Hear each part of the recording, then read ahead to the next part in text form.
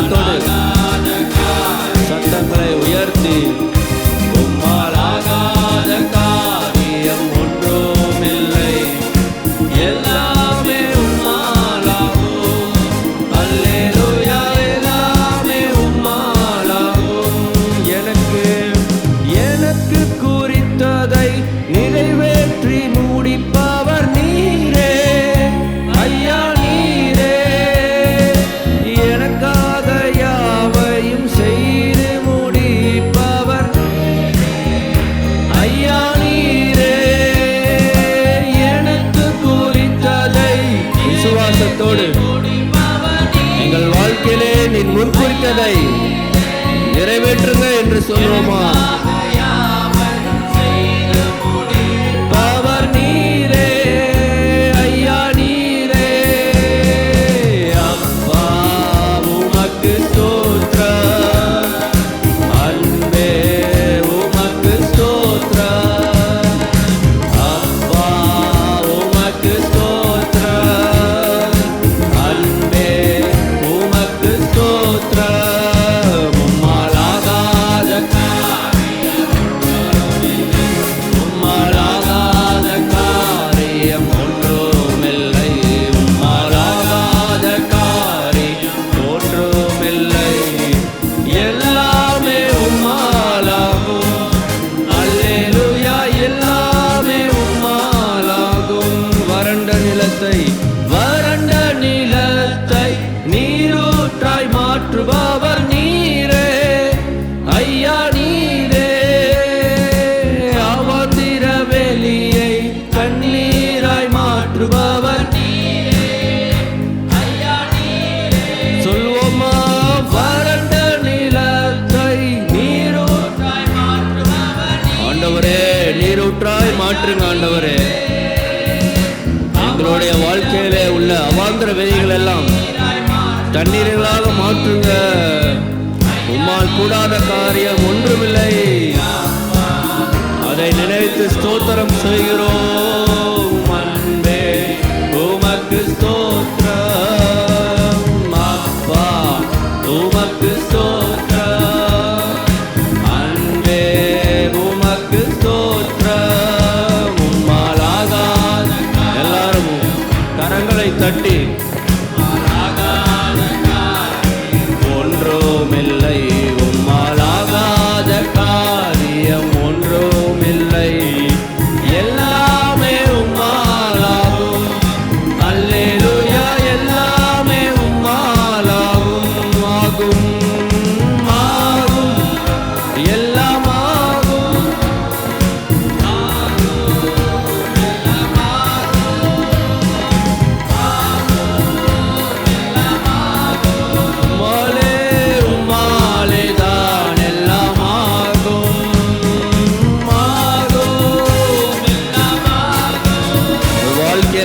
தேவைகள் இருந்துச்சுன்னா ஆண்டவரே உங்கள் சமூகத்தில் நாங்கள் வைக்கிறோம் என்று சொல்லுங்க. அவர் பார்த்து கொண்டிருக்கிறார். ஆமென். ஆகும், எல்லாம் ஆகும்.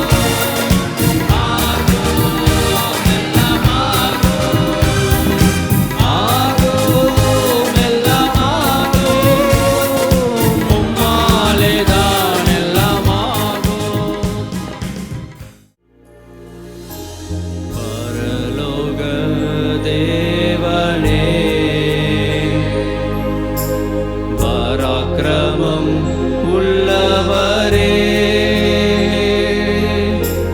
பரலோக தேவனே, பராக்கிரமம் உள்ளவரே, அகிலத்தை ஆள்பவரே, உம்மாலாகாதது எதுவுமில்ல. இந்த அகிலத்தை ஆள்பவரே, உம்மாலாகாதது எதுவுமில்ல. யெகோவா நிசியே, வெற்றி தந்த தெய்வமே யெகோவா நிசியே, வெற்றி தந்த தெய்வமே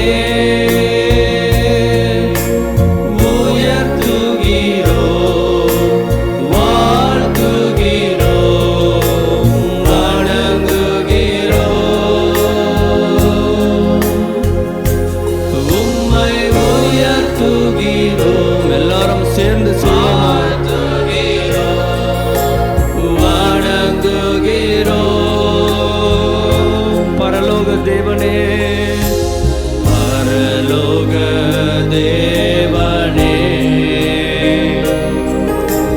பராக்கிரமம் உள்ளவரே, மறுபடியும் பரலோக தேவனே, பராக்கிரமம் உள்ளவரே, அகிலத்தை ஆள்பவரே, உம்மாலாகாதது எதுவுமில்லை, இந்த அகிலத்தை ஆள்பவரே, உம்மாலாகாதது எதுவுமில்லை, யெகோவா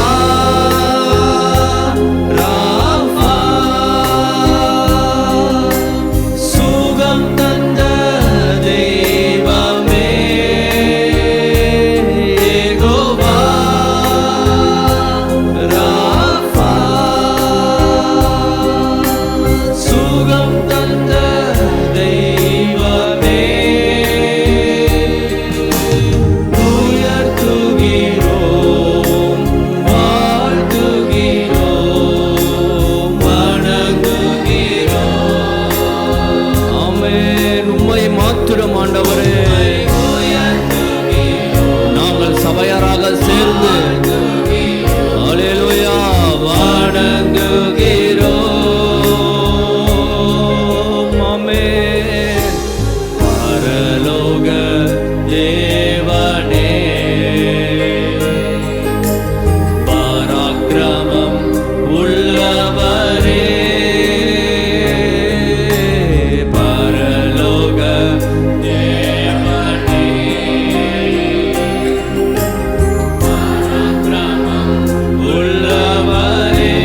அகிலத்தை ஆள்பவரே, அகிலத்தை ஆள்பவரே, உம்மாலாகாதது எதுவுமில்லை,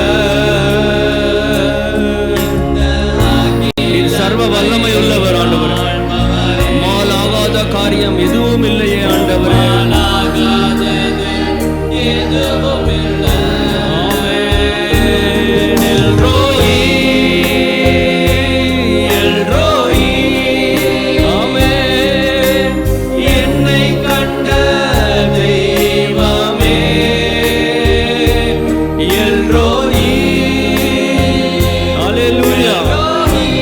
எங்களை காண்கிறவரே, என்னை கண்ட தெய்வமே, உம்மையே உம்மையே நாங்கள் உயர்த்துகிறோம்,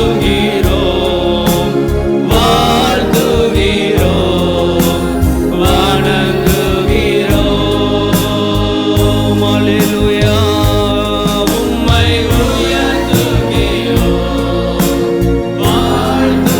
எல்லாரும் கரங்களை உயர்த்தி இரு கரங்களை வானத்திற்கு நேராக உம்மை உயர்த்துகிறோம், உம்மை உயர்த்துகிறோம், வாழ்த்துகிறோம், வணங்குகிறோம். உம்மையே ஆண்டவரே, உம்மையே உம்மை உயர்த்துகிறோம். ஆண்டவரே, இந்த சர்ச்சாவிலே சபையிலிருந்து ஆண்டவரே நாங்கள் ஒன்றாய் சேர்ந்து நாங்கள் உம்மையே வணங்குகிறோம், உம்மை உயர்த்துகிறோம்.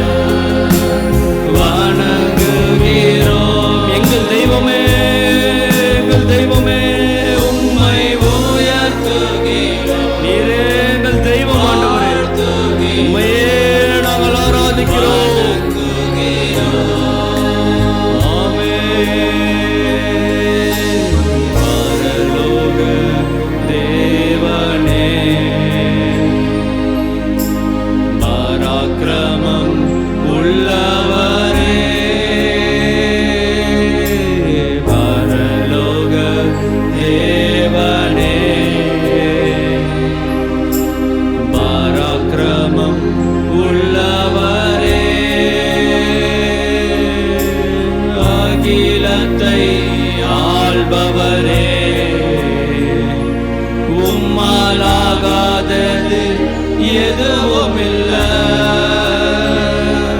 இந்த அகிலத்தை ஆள்பவரே, ஆமென். உம்மாலாகாதது எதுவும் El Shaddai, El Shaddai, El Shaddai. நீர் சர்வ வல்லமையுள்ள தெய்வம், தெய்வமே. El Shaddai, El Shaddai, El ஷடாயின் தேவன் அவர். ஹல்லேலூயா. உம்மால் கூடாத காரியம் ஒன்றுமில்லையே. ஆகையால் நாங்கள் எல்லாரும் சேர்ந்து எல் ஷடாய், சர்வ வல்ல தேவனே. யெகோவா நிசியே, யெகோவா நிசியே. எங்களுக்கு ஆண்டவரே வெற்றிகளை தருகிறவர். ஆண்டவரே, எங்கள் வாழ்க்கையிலே வெற்றி தந்த தெய்வமே. யெகோவா நிசியே, நிசியே. வெற்றி தந்த தெய்வம். யெகோவா ராஃபா என்று பாடுவோமா? யெகோவா ராஃபா. எங்களுக்கு சுகத்தை தருகிறவர். எங்களுடைய பரிகாரியான தெய்வமே, ரத்த கோட்டைக்குள்ளாக மூடி மறைத்து உம்முடைய தழும்புகளாலே நாங்கள் குணமாகிறோம்.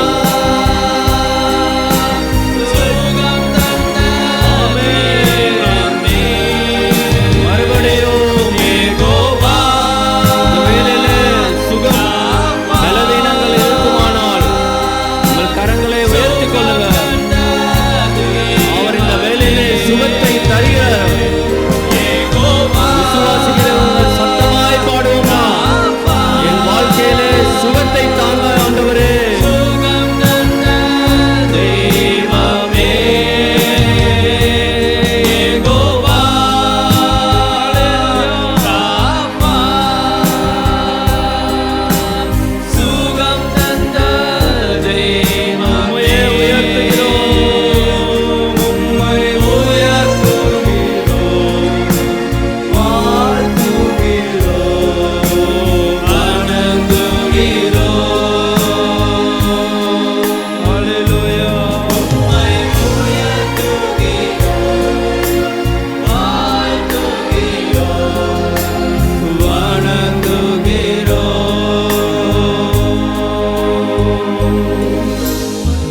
ஹல்லேலூயா.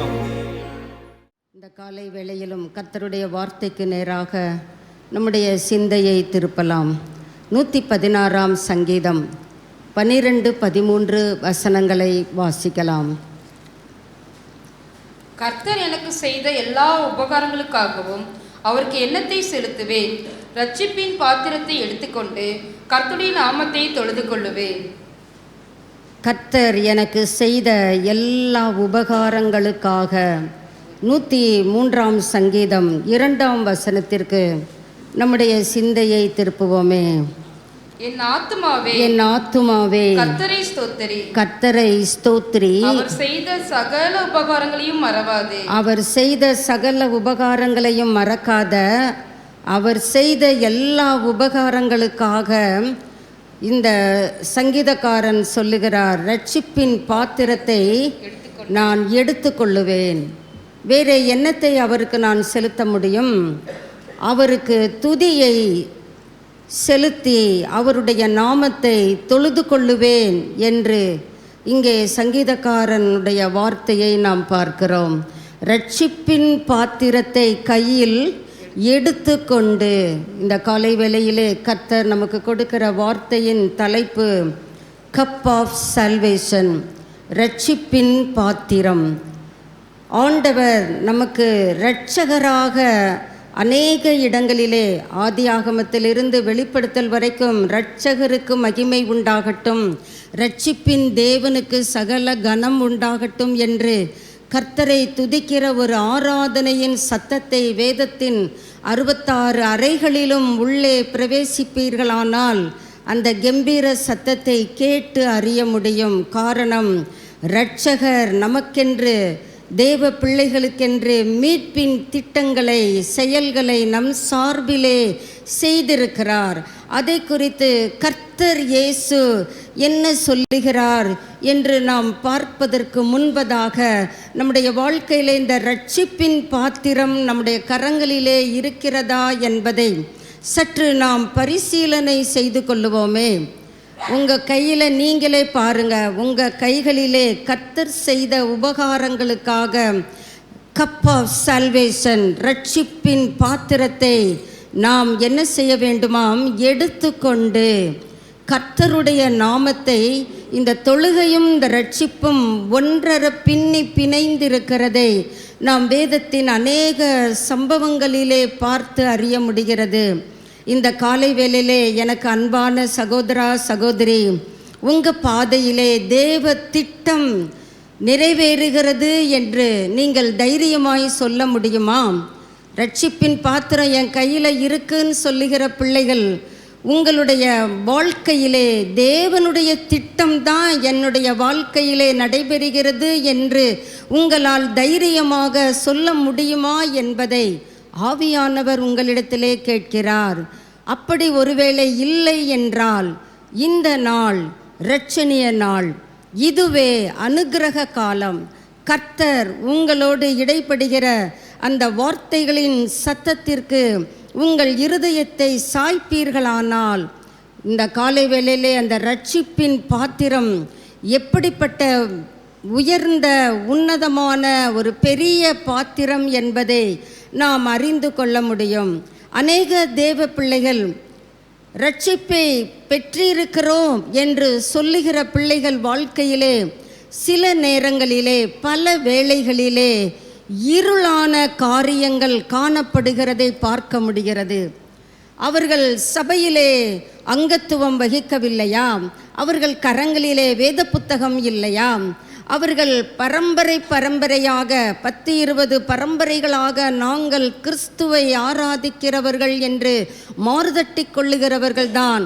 அப்படிப்பட்ட பிள்ளைகளின் வாழ்க்கையிலும் சில பல நேரங்களிலே இருளின் காரியங்கள் காணப்படத்தானே செய்கிறது. அந்த இருள் அகன்று போகத்தக்கதாக யார் எனக்காக அந்த தீபத்தை ஏற்றுவார் என்ற கதறலோடு ஒருவேளை தேவனுடைய சன்னிதானத்திலே இருக்கிறீர்களோ, கர்த்தர் இந்த காலை வேளையிலே உங்களுக்கென்று ஒரு நற்செய்தியை வைத்திருக்கிறார். யோவான் சுவிசேஷம் 8ஆம் அதிகாரம் 12வது வசனத்திலே கர்த்தரும் இரட்சகருமாகிய இயேசு சொல்லுகிற காரியம், மறுபடியும் ஜனங்களை நோக்கி நான் உலகத்திற்கு எப்படி இருக்கிறேன் என்பவர் ஒளியாயிருக்கிறேன் என்று சொல்லுகிறார். என்னை பின்பற்றுகிறவன், நான் இரட்சிப்பின் பாத்திரத்தை என் கையிலே வைத்திருக்கிறேன் என்று சொல்லுகிறவன், நான் இரட்சிக்கப்பட்டிருக்கிறேன் என்று சொல்லுகிறவன், நான் இரட்சிப்பை சுதந்தரித்துக் கொண்டிருக்கிறேன், நான் மீட்கப்பட்டிருக்கிறேன் என்று சொல்லுகிறவன், அவனுடைய வாழ்க்கையிலே இருள் இருக்க முடியாது. இருளிலே அவன் நடப்பதில்லை. அங்கே சாத்தியக்கூறுகள் இல்லை. காரணம், அவன் ஜீவ ஒளியை அடைந்திருப்பான். அவன் இருளிலே இருந்தது உண்மைதான். ஆனால் எப்பொழுது இரட்சிப்பின் பாத்திரத்தை கையிலே அவன் எடுத்துக்கொள்ள தொடங்கிவிட்டானோ அப்பொழுதிருந்தே அவன் வாழ்க்கையிலே இருள் என்பதற்கு இடமில்லை. பதிலாக ஜீவ ஒளி, வெளிச்சம் என்று அல்ல, அது மற்றவர்களுக்கும் ஜீவனை கொடுக்கிற வெளிச்சம் என்று இரட்சகர் அங்கே சொல்லுகிறார். ஒருவேளை இங்கே அமர்ந்திருக்கிற இந்த காணொளியை கேட்கிற பிள்ளைகள், உங்களுடைய வாழ்க்கையிலே அந்த தீபம் எரியக்கூடாதபடி, உலகத்திற்கு வெளிச்சமாய் இருக்கக்கூடாதபடி அங்கே உங்களுடைய வாழ்க்கையின் சில பல பகுதிகள் அடைக்கப்பட்டிருக்கிறதோ, அடைக்கப்பட்டிருக்குமேயானால் ஒருவேளை நீங்கள் சொல்லலாம், நான் அநேக கதவுகளை திறந்து கொண்டே தான் இருக்கிறேன், ஒவ்வொரு கதவை திறந்தாலும் அங்கே நான் பார்ப்பது ஒரு வெறுமையை தான், ஒரு சூனியத்தை தான் நான் பார்க்கிறேன். வெறுமையை, சூனியத்தை நான் பார்க்கிறேன் என்று சொல்லுகிற பிள்ளைகள் அங்கே ரட்சிக்கப்பட்ட அனுபவம் உடையவர்கள் என்று சொல்ல முடியுமா? ரட்சிப்பின் பாத்திரத்தை நான் கையில் வைத்திருக்கிறேன் என்று சொல்ல முடியுமா? சற்று நாம் வேத வசன வெளிச்சத்திலே நம்முடைய ரட்சிப்பு நிச்சயமானது ஒன்றுதானாம் என்பதை நாம் உறுதிப்படுத்தி கொள்ளலாமே. இந்த காலை வேளையிலே, ஆண்டவரே, நீர் உலகத்திற்கு வெளிச்சமானவர், என் வாழ்க்கையிலே ஆங்காங்கே மறைந்திருக்கிற அந்த இருண்ட பகுதிகளை எல்லாம் நம்மள ஒருவருமே, இங்கே இருக்கிற அநேகரை நாம் ஒருத்தருக்கொருத்தர் நன்கு அறிந்திருக்கிறோம். நம்முடைய வாழ்க்கையிலே சற்று உற்று பார்த்தால் வெளிப்புறத்திலே சில நன்மைகளால் நாம் களி கூறலாம், தொழிலிலே முன்னேற்றம் களி கூறலாம், அதிலே எந்த பங்கமும் இல்லை, பாதகமும் இல்லை. ஆனால் கர்த்தர் அங்கே சொல்லுகிற காரியம் பாருங்க. யோவான் 10ஆம் அதிகாரம் 9வது வசனத்திலே சொல்லுகிறார், நானே வாசல். நானும் வாசல் என்று சொல்லவில்லை, பல வாசல்கள் உண்டு. எந்த வாசல் வழியா போனாலும் வைகுண்டத்துக்கு, சொர்க்கத்துக்கு போய்விடலாம் என்று உலகம் வேண்டுமானால் சொல்லட்டும், அதை குறித்து நமக்கு கிஞ்சித்தும் கவலை இல்லை. ஆண்டவர் இரட்சகர் என்ன சொல்லுகிறார்? நானே வாசல் என்று சொல்லுகிறார். ஒருவன், ஹூசோயவர், நீ யாராயிருக்கட்டும், ஒருவள் என் வழியாய் உட்பிரவேசித்தால் அவன் எதை பெற்றுக்கொள்ளுகிறான்? அந்த இரட்சிப்பின் பாத்திரத்தை அவன் கரங்களிலே எடுத்துக்கொள்ள முடிகிறது. எனக்கு அன்பான சபையே, இந்த காலை வேளையிலே நீங்க இயேசுவின் வழியாய், த்ரூ ஜீசஸ் கிரைஸ்ட், இயேசு கிறிஸ்துவுக்கு உள்ளாக நீங்க பிரவேசிக்கிறது கிடையாதுங்க, உட்பிரவேசிப்பது. பிரவேசிப்பது என்றால் அந்த கேட்டை திறந்து அவுட்டர் கோர்ட்லேயும் நிற்கலாம், அந்த கேட்டை திறந்து பரிசுத்த ஸ்தலத்திற்குள்ளும் வரலாம், அந்த கேட்டு அடுத்த பகுதியை கடந்து மகா பரிசுத்த ஸ்தலத்திற்குள்ளும் வரலாம். மகா பரிசுத்த ஸ்தலத்திற்குள் யார் ஒருவர் பிரவேசிக்கிறார்களோ அதுதான் உட்பிரவேசித்தல். இப்பொழுது உங்க ஜீவியத்தின் கிரியைகளை வேத வசனத்தின் வெளிச்சத்திலிருந்து நீங்க ஆராய்ந்து பார்த்து நீங்களே நிதானியுங்க. நீங்க ரட்சிக்கப்பட்ட அந்த அனுபவம் உடையவர் என்று தைரியமாய் சொல்ல முடியுமா? என்னிலே பாவம் உண்டு என்று உங்களில் யார் என்னை குற்றப்படுத்தக்கூடும்? இரட்சகர் கேட்பது போன்று நம்மிலே எத்தனை பேர் அந்த கேள்வியை கேட்க முடியும்? ஆண்டவர் இங்கே சொல்லுகிறார், என்னோடு நீ கொண்டிருக்கிற உறவு வெறுமை, எம்டியாக இருக்கிறது. ஊர் உலகம் பார்ப்பதற்கு ஏற்றாற்போல கிறிஸ்தவராக வேஷம் தரித்து கொள்ளலாம். வேஷத்தை கர்த்தர் விரும்புவர் அல்ல. ஒருவேளை நான் கிறிஸ்தவர் என்று நாம் பெருமிதம் அடைவோம் என்றால் சற்று உங்க ஜீவியத்தின் கிரியைகளை, என்னுடைய ஜீவியத்தின் கிரியைகளை இந்த வேத வசன வெளிச்சத்திலிருந்து நாம் ஒவ்வொருவரும் பார்ப்போமேயானால் அங்கே ஒரு ஷாலோவாக, ஆழமற்ற தன்மையை அங்கே பார்க்க முடிகிறதே. கர்த்தர் இயேசு சொல்லுகிறார், நீ எப்படிப்பட்ட நிலையில் இருந்தாலும் இந்த காலை வேளையிலே உன் காலங்கள் என் கரத்தில் இருக்கிறது. கர்த்தர் நமக்கு தருணங்களை கொடுக்கிறார். அவர் கொடுக்கிற அந்த ஆப்பர்ச்சுனிட்டிஸை நாம் சரியாய் பயன்படுத்தி கொள்ளுவோமானால் கண்டிப்பாக அந்த ரட்சிப்பின் பாத்திரத்தை நாம் கரங்களிலே எடுத்துக்கொள்ள முடியும். யோவான் 10ஆம் அதிகாரம் 11, 14, 15 வசனங்களை வாசிக்கலாம். நானே நல்ல மேய்ப்பன். பாருங்க, ஒவ்வொரு இடத்துலையும் நான் சொல்லல, நானும் சொல்லல, நானே. வேறு ஒரு வாசல் கிடையாது, வேறு ஒரு வழி கிடையாது, நான் வேறு ஒரு ஜீவனை கொடுக்கிற நபரும் உங்களுக்கு கிடையவே கிடையாது. நானே ஜீவன், நானே சத்தியம், நானே வழி. என் வழியாய் ஒருவன் உட்பிரவேசித்தால் அவர்களுக்கு கர்த்தர் சொல்லுகிறார், நானே நல்ல மேய்ப்பன். நான் மாத்திரம்தான், வேறு ஒருவர் இல்லை என்பதை அடுத்ததிலேயே சொல்லுகிறார். நல்ல மேய்ப்பன், அவன் கேரக்டர் எது? ஆடுகள் மனம் திரும்ப வேண்டும், ஆடுகள் ரட்சிக்கப்பட்டிருக்கிற அனுபவத்திலே வளர வேண்டும். ஏனென்றால் இயேசு கிறிஸ்து அவர் சொல்லுகிறார் ஒரு இடத்திலே, முடிவு பரியந்தம் நிலை நிற்பவன் தான் ரட்சிக்கப்படுவான். இப்பொழுது நீங்கள் உங்கள் காரியங்களை யோசித்து பார்த்து உங்கள் ரட்சிப்பிலே நிச்சயம் உண்டா என்பதை நீங்கள் உறுதிப்படுத்தி கொள்ளுவது மிகவும் நல்லது. கர்த்தர் சொல்லுகிறார், நல்ல மேய்ப்பன் ஆடுகளுக்காக எதை கொடுக்கிறான்? தன் ஜீவனை கொடுக்கிறான். கொடுத்தது உண்மைதானே? அதை தானே கடந்த மாத நாட்களிலே நாம் கொண்டாடின பிறகு நம்முடைய ஜீவியத்திலே பார்ப்போமானால் அந்த ரட்சிப்பின் மகிழ்ச்சியின் ஊற்று காணாமல் போய்விட்டதே. எங்கே போய்விட்டது? ஒருவேளை வெளிப்புறமாக நாம் அனுபவிக்கிற பாடுகள், உபத்திரவங்கள், பலவீனங்கள், நெருக்கங்கள், அவமானங்கள், நிந்தைகள் கிறிஸ்துவின் அன்பை விட்டு நம்மை தூரத்திற்கு கொண்டு விடுமோ? அல்லவே. எப்பேற்பட்ட உபத்திரவம் வரட்டுமே, அதை தான் ஒரு பக்தன் சொல்லுகிறான், என் வாழ்க்கையில் திராட்சை செடியில் பழமே இல்லைங்க, என் வாழ்க்கையில் ஒலிவத்தோப்பில் கனியை நான் பார்க்கவே இல்லைங்க, என் கால்நடைகள் வைத்திருக்கிற அந்த தொழுவம் காலியாக தான் கிடக்கு. ஆனாலும் அவன் சொல்கிறான், ரட்சிப்பின் தேவனுக்குள் என்னை ரட்சிக்கிறவர் ஒருவர் உண்டு. அந்த இரட்சகரே எனக்கு நல்ல மேய்ப்பன். அவர் எனக்காக தம்முடைய ஜீவனை கொடுத்திருக்கிறதுனால் அவர் அருளும் ரட்சிப்பிலே நான் இன்னும் களி கூறுவேன். நம்மிலே எத்தனை பேர் சொல்ல முடியும்? சூழ்நிலையை பார்த்து தான் நம்ம சந்தோஷம். நல்லா சாப்பிட்டாதான் ஒரு அல்லேலியா வரும்.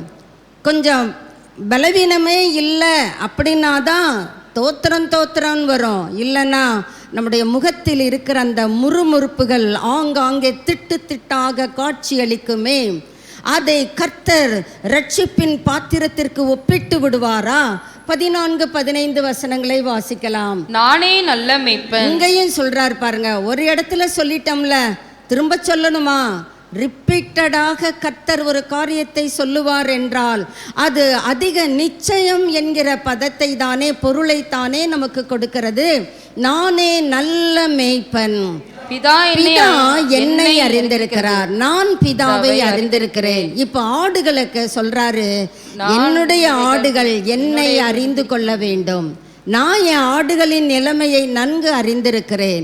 என் ஆடுகளுக்கு ஒரு இரட்சகர் தேவை என்பதை நான் அறிந்திருக்கிறதுனாலே அவர்கள் கரங்களிலே ரட்சிப்பின் பாத்திரம் இருக்க வேண்டும் என்பதற்காக நான் ஒரு பாத்திரத்தை எடுத்துக்கொள்ள வேண்டுமே, எடுத்துக்கொண்டேனே. அவர் சொல்லுகிறார் 15, நான் என்னுடையவைகளை அறிந்தும் என்னுடையவைகளால் அறியப்பட்டும் இருக்கிறேன். கர்த்தரை நாம் அறிந்திருக்கிற அந்த அறிவு தான் ரட்சிப்பின் பாத்திரம். நாம் எந்த அளவிற்கு கர்த்தரை அறிந்திருக்கிறோம்? மேலோட்டமாக சொல்லுவோம், கர்த்தர் நல்லவர், அன்புள்ளவர், அற்புதர், அப்படி அடுக்கிக்கிட்டே போவோம். அது எல்லாம் உண்மைதான். அது உங்கள் வாழ்க்கையிலே உண்மையாக இருக்கிறதா? அதுதான் நான் என்னுடையவைகளால் அறியப்பட்டும் இருக்கிறேன். என் ஆடுகள் என்னை நல்லா ரெகக்னைஸ் பண்ணி வைத்திருக்கிறது. நான் எப்பேற்பட்ட உபத்திரவத்தை அவர்கள் வாழ்க்கையிலே அனுமதித்தாலும் அந்த ஆடுகள் என்னை விட்டு சற்றும் புறம்பாக போய்விடாது. வேதத்திலே அநேக தேவ பிள்ளைகளை நாம் பார்க்க முடியும். யோபு என்கிற மனிதனை நாம் எடுத்துக்கொள்ளுவோமானால், யோபுவிற்கு ஏற்பட்ட கஷ்டங்கள் இன்று யாருக்குமே இல்லை. ஏதோ சின்ன சின்ன குறைவுகள் தான். ஆனால் யோபு ஒரே நாளிலே பிள்ளைகளை இழக்கிறான், கால்நடைகளை இழக்கிறான், தன்னுடைய சரீரத்தில் இருக்கிற சுகத்தையும் இழக்கிறான். அப்போ ஒருவேளை அந்த யோபு கர்த்தருக்கு விரோதமாக தன்னுடைய உதடுகளை திறந்து கர்த்தரை தூஷித்திருக்க முடியுமே.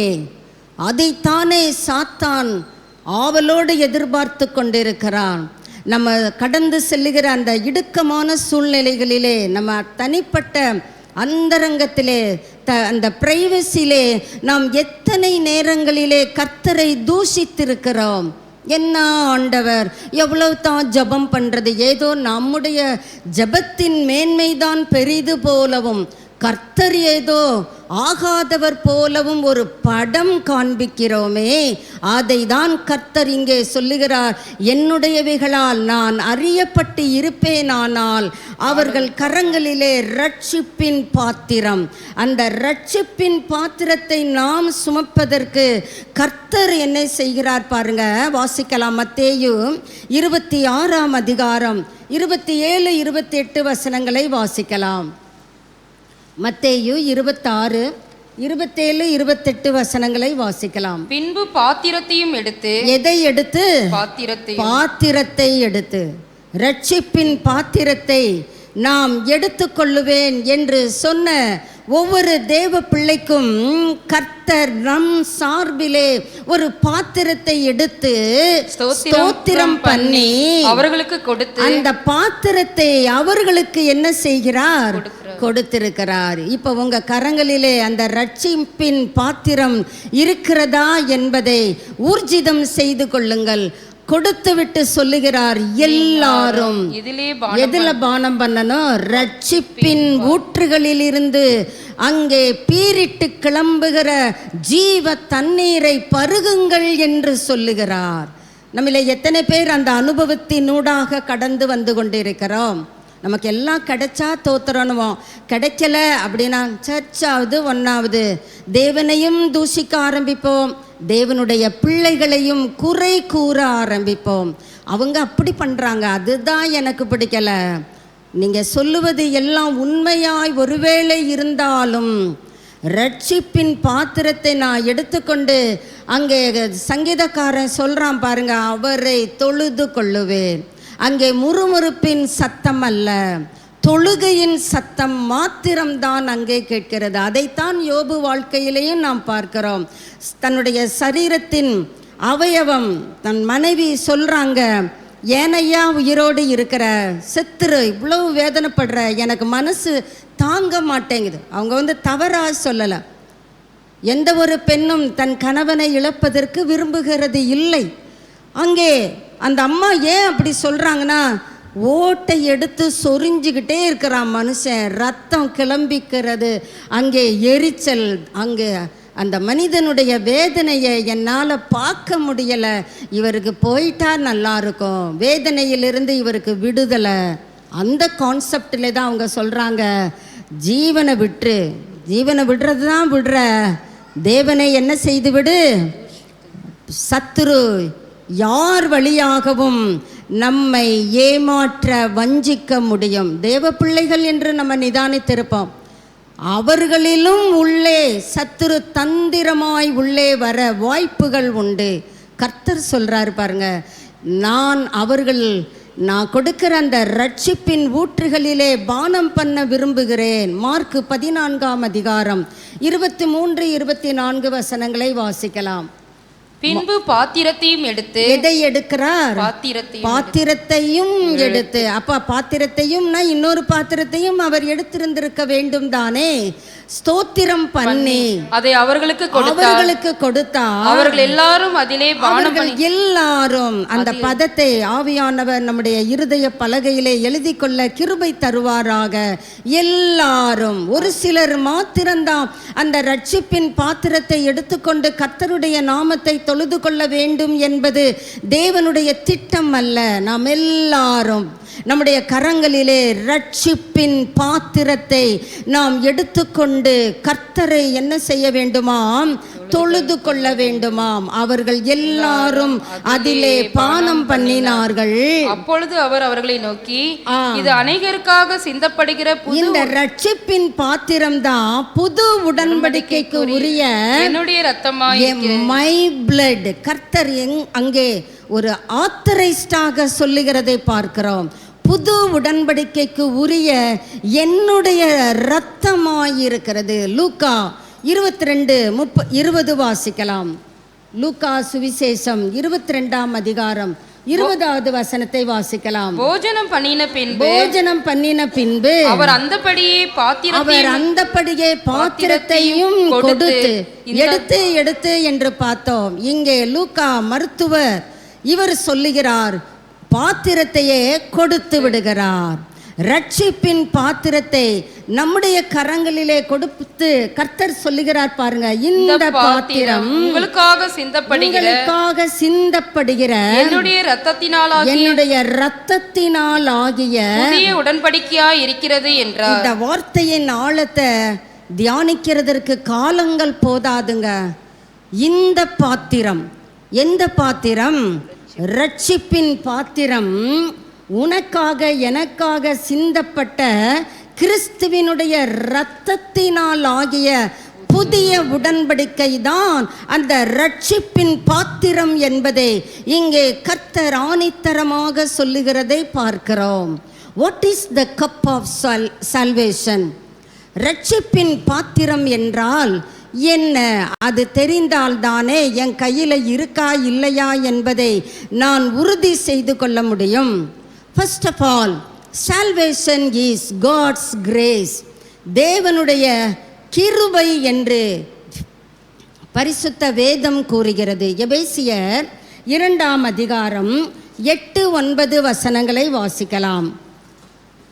எபேசியர் கிருபையினாலே விசுவாசத்தை கொண்டு ரட்சிக்கப்பட்டீர்கள், இது உங்களால் உண்டானதல்ல. கிருபையினாலே விசுவாசத்தை கொண்டு ரட்சிக்கப்பட்டீர்கள். விசுவாசத்தை கொண்டு நாம் எதை பற்றி இருக்கிறோம்? ரட்சிப்பின் பாத்திரத்தை நாம் கையிலே எடுத்துக்கொள்ளுகிறோம். இது உங்களால் உண்டானதல்ல.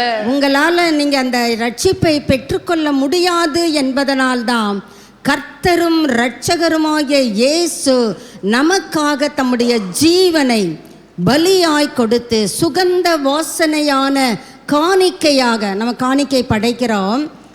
எத்தனை பேர் அதில் பெர்ஃப்யூம் அடிச்சுட்டு காணிக்கை படைக்கிறோம்? பர்ஸ்லேருந்து எடுக்கிறோம், இருக்கிறதுல எது சின்னது பார்க்குறோம், அல்லது இருக்கிறதுல எது பெரிய நம்பர் பார்க்குறோம். எந்த டினாமினேஷனில் உங்கள் உள்ளம் தொடர்பு கொள்ளுகிறதோ அந்த டினாமினேஷனை எடுத்து இந்தா பிடிச்சிக்கோ, அப்படிதான் கொடுக்கிறோம். ஆனால் இயேசு எப்படி காணிக்கை கொடுக்கிறார்? தம்மையே சுகந்த வாசனையான ஜீவ பலியாக.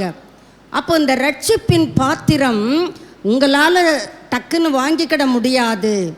இது காட்ஸ் கிரேஸ், தேவனுடைய கிருபை. வாசிக்கலாம் 9வது வசனம். ஒருவரும் பெருமை பாராட்டாதபடிக்கு இது கிரியைகளினால், உங்களுடைய நல்ல கிரியைகளினால் இந்த ரட்சிப்பின் பாத்திரத்தை சுதந்திரித்துக் கொள்ள முடியும் என்று தப்பு கணக்கு போட்டுவிட வேண்டாம். இது தேவனுடைய ஈவு என்று வேதம் கூறுகிறது.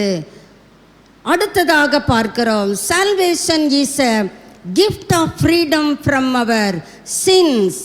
நம்முடைய பாவங்களை ஆகிய அந்த அடிமைத்தனத்திலிருந்து கர்த்தர் இயேசு கிறிஸ்து நமக்கு கொடுத்திருக்கிற விடுதலை என்ற வெகுமதி தான் அந்த ரட்சிப்பின் பாத்திரம்.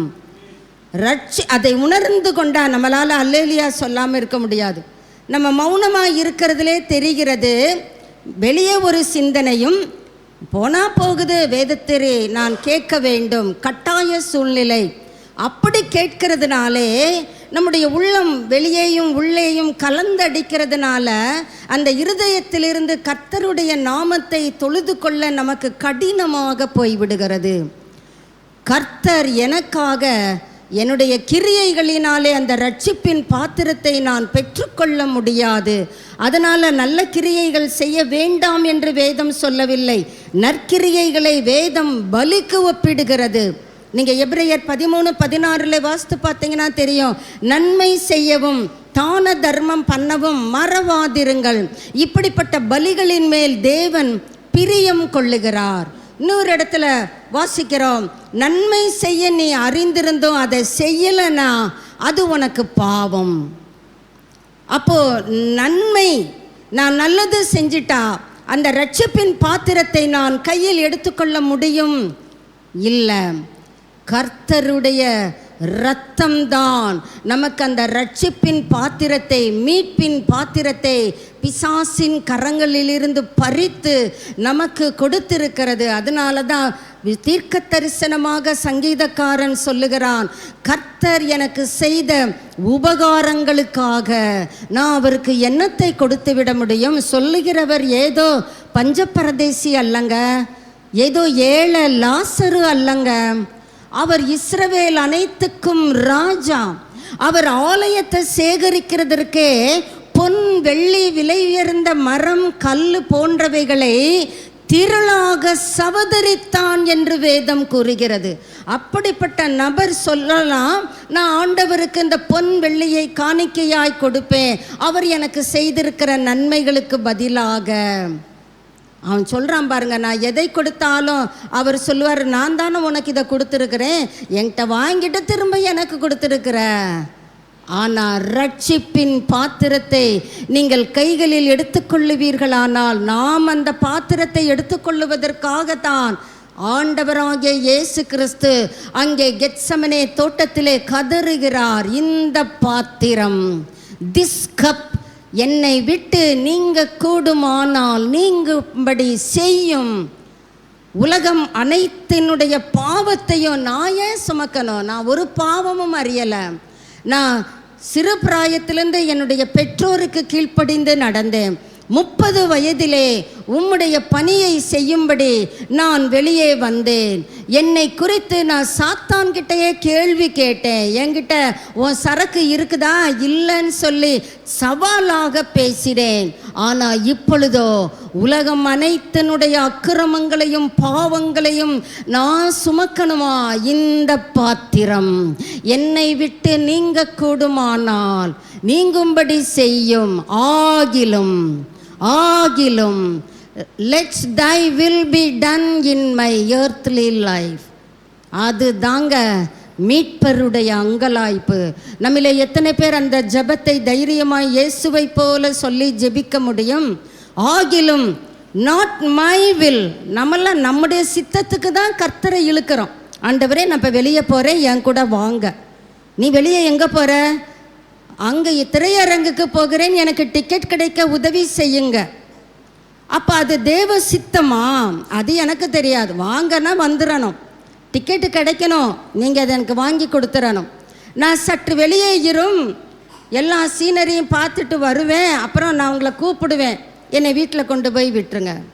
இன்று கர்த்தரை நாம் அற்பமாய் எண்ணுகிறோம். நம்முடைய கரங்களிலே அவருடைய வார்த்தையை அசட்டை பண்ணுகிறதன் விளைவாக ரட்சிப்பின் பாத்திரம் தவறி விழுந்து விடுகிறது. அப்படித்தானே? சற்று நாம் சிந்தித்து பார்ப்போமே.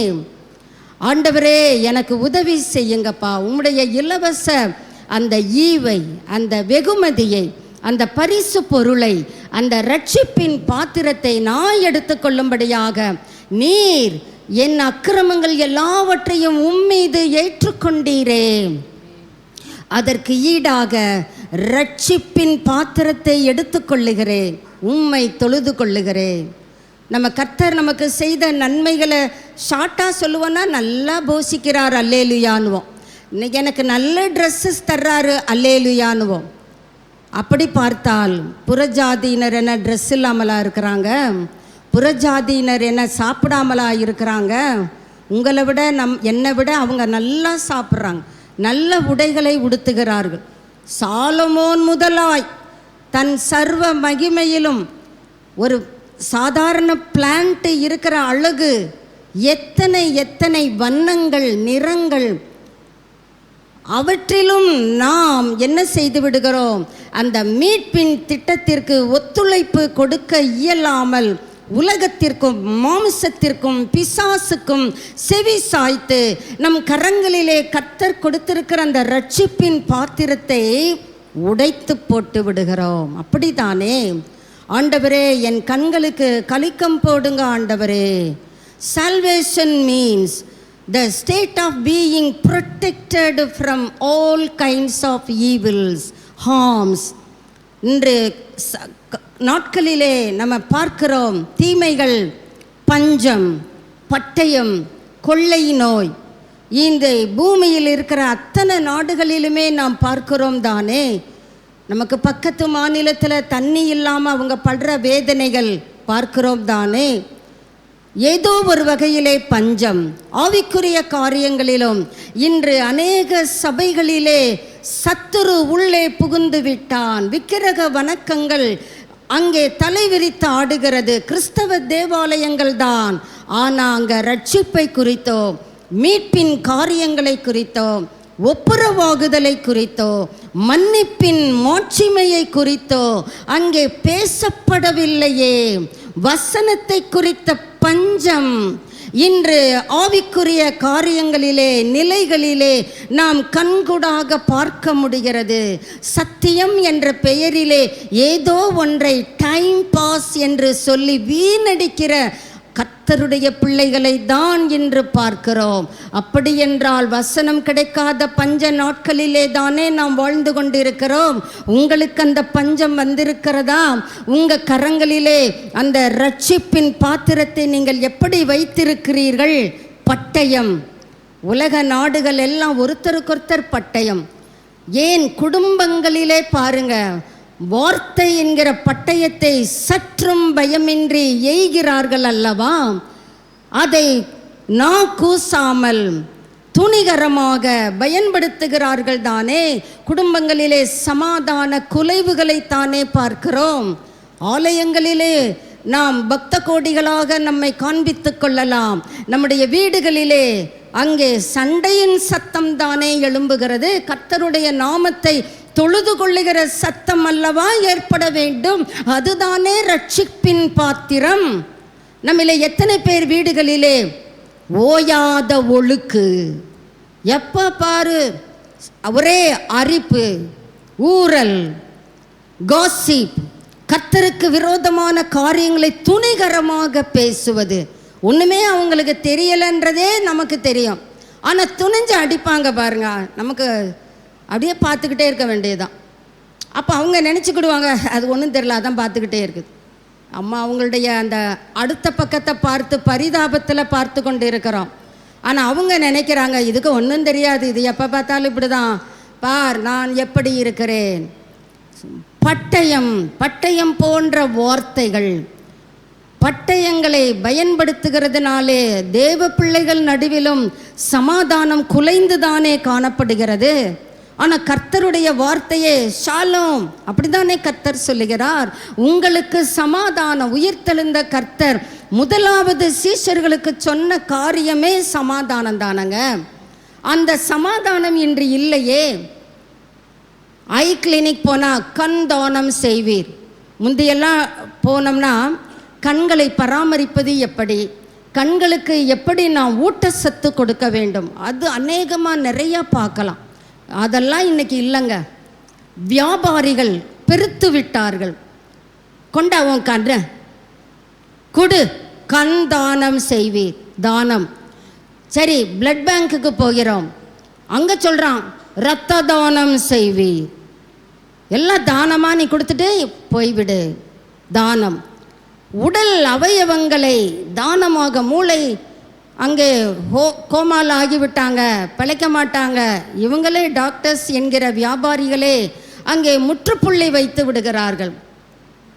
இது ஒரு உயிர் வாழ்கிறதுக்கு இந்த ஒரு உடலில் இருக்கிற உறுப்புகளை வச்சு 4-5 பேர் வாழ்வாங்க தானே.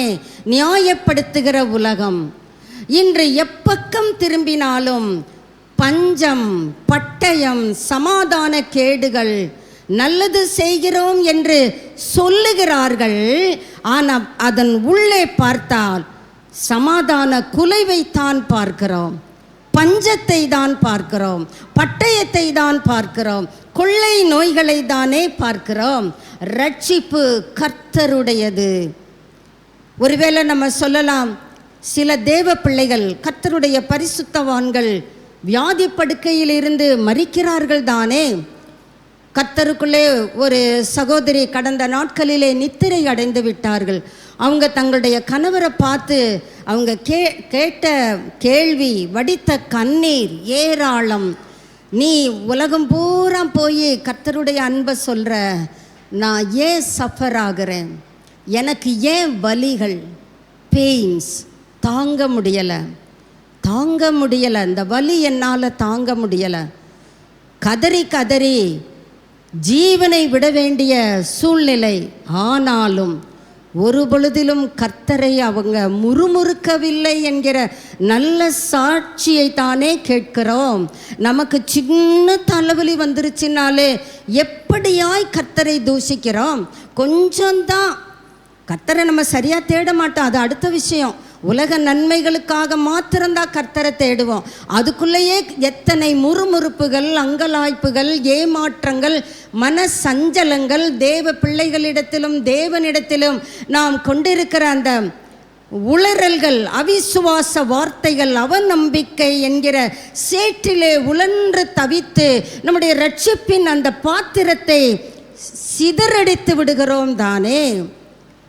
ரட்சிப்பை குறித்து கர்த்தர் சொல்லுகிறார், உனக்கு எந்த தீமை வந்தாலும் உன்னை காக்கிறவர் நான் அல்லவா. உன் வலது பக்கத்திலே உனக்கு கர்த்தர் எப்படி இருக்கிறார்? நிழலாய் இருக்கிறார். இருப்பாரா? இருந்தாரா? இருக்கிறேன் என்பவர். ஆனால் நம்ம சோர்ந்து போய் விடுகிறோமே. வாசிக்கலாம். யோனா 2ஆம் அதிகாரம் 9வது வசனத்திலே அந்த தீர்க்கதரிசி யோனா சொல்லுகிறான் பாருங்க, ரட்சிப்பு கர்த்தருடையது. எங்கே உட்காந்துக்கிட்டு சொல்றாரு? மீன் வயிற்றுக்குள்ள போன பிறகுதான் அவருக்கு தெரியுது. நானோவெனில் துதியின் சத்தத்தோடே உமக்கு பலியிடுவேன். கர்த்தருக்கு நான் பலி செலுத்துவேன். எப்படி? நான் பண்ணின துதியோடு, நான் பண்ணின பொருத்தனையை செலுத்துவேன். ரட்சிப்பு கர்த்தருடையது. எங்க இருந்துகிட்டு இவர் சொல்றார் பாருங்க, மீனின் வயிற்றுக்கு உள்ள இருந்து மனிதன் அங்கலாய்க்கிறான். கர்த்தரா மீனுக்குள்ள போக சொல்றாரு? இல்ல. மீட்பின் திட்டத்தை இந்த தீர்க்கதரிசி என்கிற தேவ மனிதன் அசட்டை பண்ணுகிறான். ஆண்டவர் போக சொல்ற இடத்துக்கு நான் போக மாட்டேன். இன்றும் நம்மிலே அநேகர் அப்படித்தானே இருக்கிறோம். அவருக்கு என்ன, அந்த பாஸ்டருக்கு என்ன, அவங்க ஏதாவது உளறுவாங்க. விசுவாச பிள்ளைகள் ஊழியர்களுக்கு கொடுக்கிற நற்சான்றிதழ்கள் உளறுவாங்க. அவங்களுக்கு என்ன, அவங்க உளறதெல்லாம் கேட்டுக்கிட்டு இருக்க முடியுமா? வேலையை பாரு, ஆகிறத பாரு. கர்த்தர் உங்களுடைய வாழ்க்கையின் அந்தரங்கத்திலே நீங்க தேவனுடைய வார்த்தையை அசட்டை பண்ணுகிறதை பார்த்து கொண்டுதான் இருக்கிறார். இந்த தீர்க்கதரிசியும் தேவனுடைய வார்த்தையை அசட்டை பண்ணினதின் விளைவுதான் மீன் வயிற்றுக்குள்ள. கர்த்தருடைய சித்தம் கிடையாது. பாருங்க, அடுத்து நாம் வாசிக்கலாம். ஏசாயா 64:6 பார்க்கிறோம். நாம் அநேக நேரங்களிலே நம்முடைய நல்ல செயல்கள் நாம் ரட்சிப்பின் பாத்திரத்தை தக்க வைத்துக் கொள்ளுவதற்கு உதவுகிறது என்று நினைத்து கொள்ளுகிறோம். நாங்கள் அனைவரும் தீட்டானவர்கள், நாங்கள் தீட்டானவர்கள் சொல்லல, தீட்டானவர்கள் போல இருக்கிறோம். எங்களுடைய நீதிகள் எல்லாம் அழுக்கான கந்தை போல இருக்கிறது. ஒரு அழுக்கு துணி, அது கிழிஞ்சு போய் கிடக்கு. அந்த துணியை பார்த்தா நம்ம விரும்புவோமா? விரும்ப மாட்டோம். அப்படித்தான் நம்முடைய நீதிகள் என்று இந்த தீர்க்கன் சொல்லுகிறார். நாங்கள் அனைவரும் இலைகளை போல் உதிர்கிறோம். இலை எப்படி ஒரு சீசனிலே மரம் அந்த இலைகளை வைத்துக் கொள்ளுவதில்லை. ஒரு காலத்தில் இந்த மரம் ரொம்ப பெருமை பாராட்டுச்சு. என் இலையை பார்த்தியா எவ்வளோ பசுமையாக இருக்குது. அந்த பசுமையான இலைகளும் ஒரு நாளிலே அந்த மரம் என்ன செய்து விடுகிறது? காய்ந்த சருகாக உதிர்த்து விடுகிறது. எங்கள் அக்கிரமங்கள் காற்றை போல எங்களை அடித்து கொண்டு போகிறது. என்னென்ன அக்கிரமங்கள் நம்மை காற்றை போல அடித்து கொண்டு போகிறது, அதை குறித்த பட்டியலை சற்று நாம் வேதத்தின் வாயிலாக பார்க்கலாம். மார்க் 7ஆம் அதிகாரம். ஆண்டவரே தம்முடைய வாயை திறந்து சொல்லுகிறார். 20 முதல் 23 வரை வாசிக்கலாம். மனுஷனுக்குள்ளே இருந்து புறப்படுகிறதே, வெளியே இருந்து வர்றது மனிதனை என்ன செய்வதில்லை? தீட்டுப்படுத்துவதில்லை.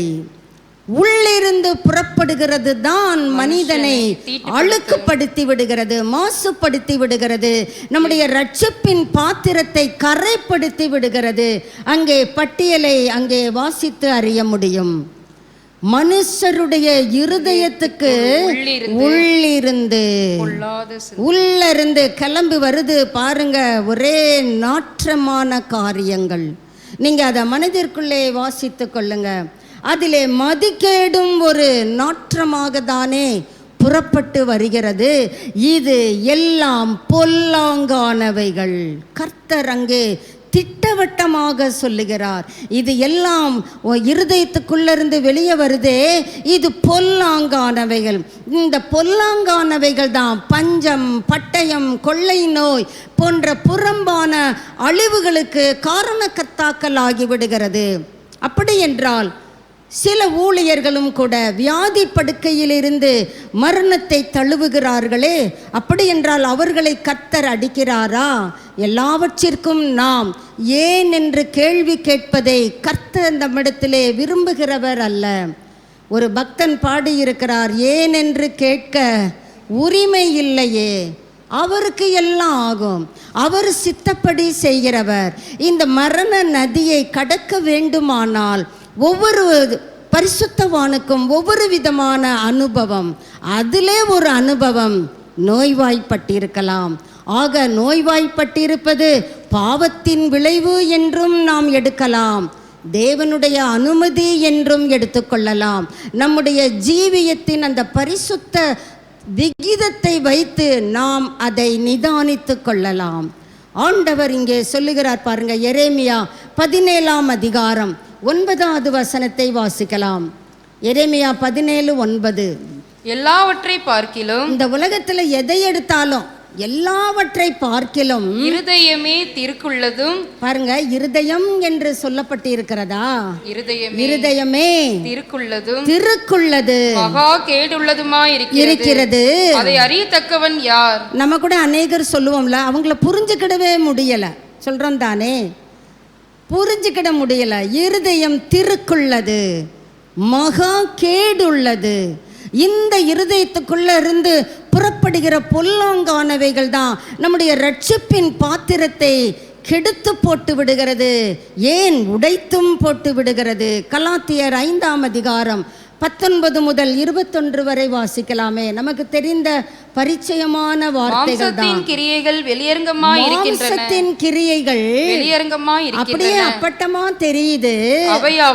யாவன விபசாரம், வேசித்தனம், அசுத்தம், காம விகாரம், விக்கிரக ஆராதனை, பில்லி சூனியம், பகைகள், விரோதங்கள், வைராக்கியங்கள், கோபங்கள், சண்டைகள், பிரிவினைகள், மார்க்க பேதங்கள், பொறாமைகள், கொலைகள், வெறிகள், களியாட்டுகள் முதலானவைகளே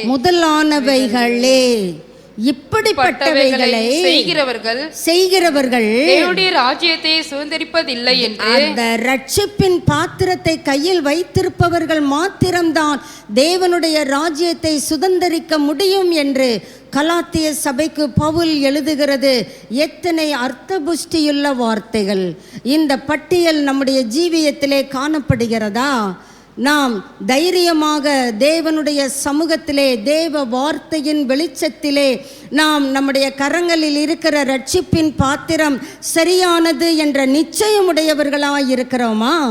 இன்னும் வாசிக்கலாம். ரோமர் 1 அதிகாரம் 29 முதல் 32 வரை வாசிக்கலாம்.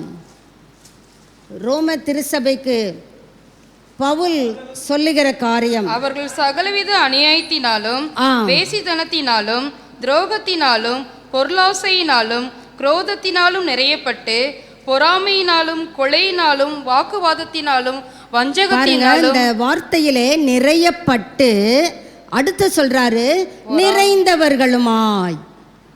இது நம்முடைய பாத்திரம் நிறையப்பட்டு இருக்கிறது இந்த காரியங்களினாலே. இந்த காரியங்கள் நிறைந்தவர்களாய் நாம் வாழ்ந்து கொண்டிருக்கிறோம். வாசிக்கலாம். 30.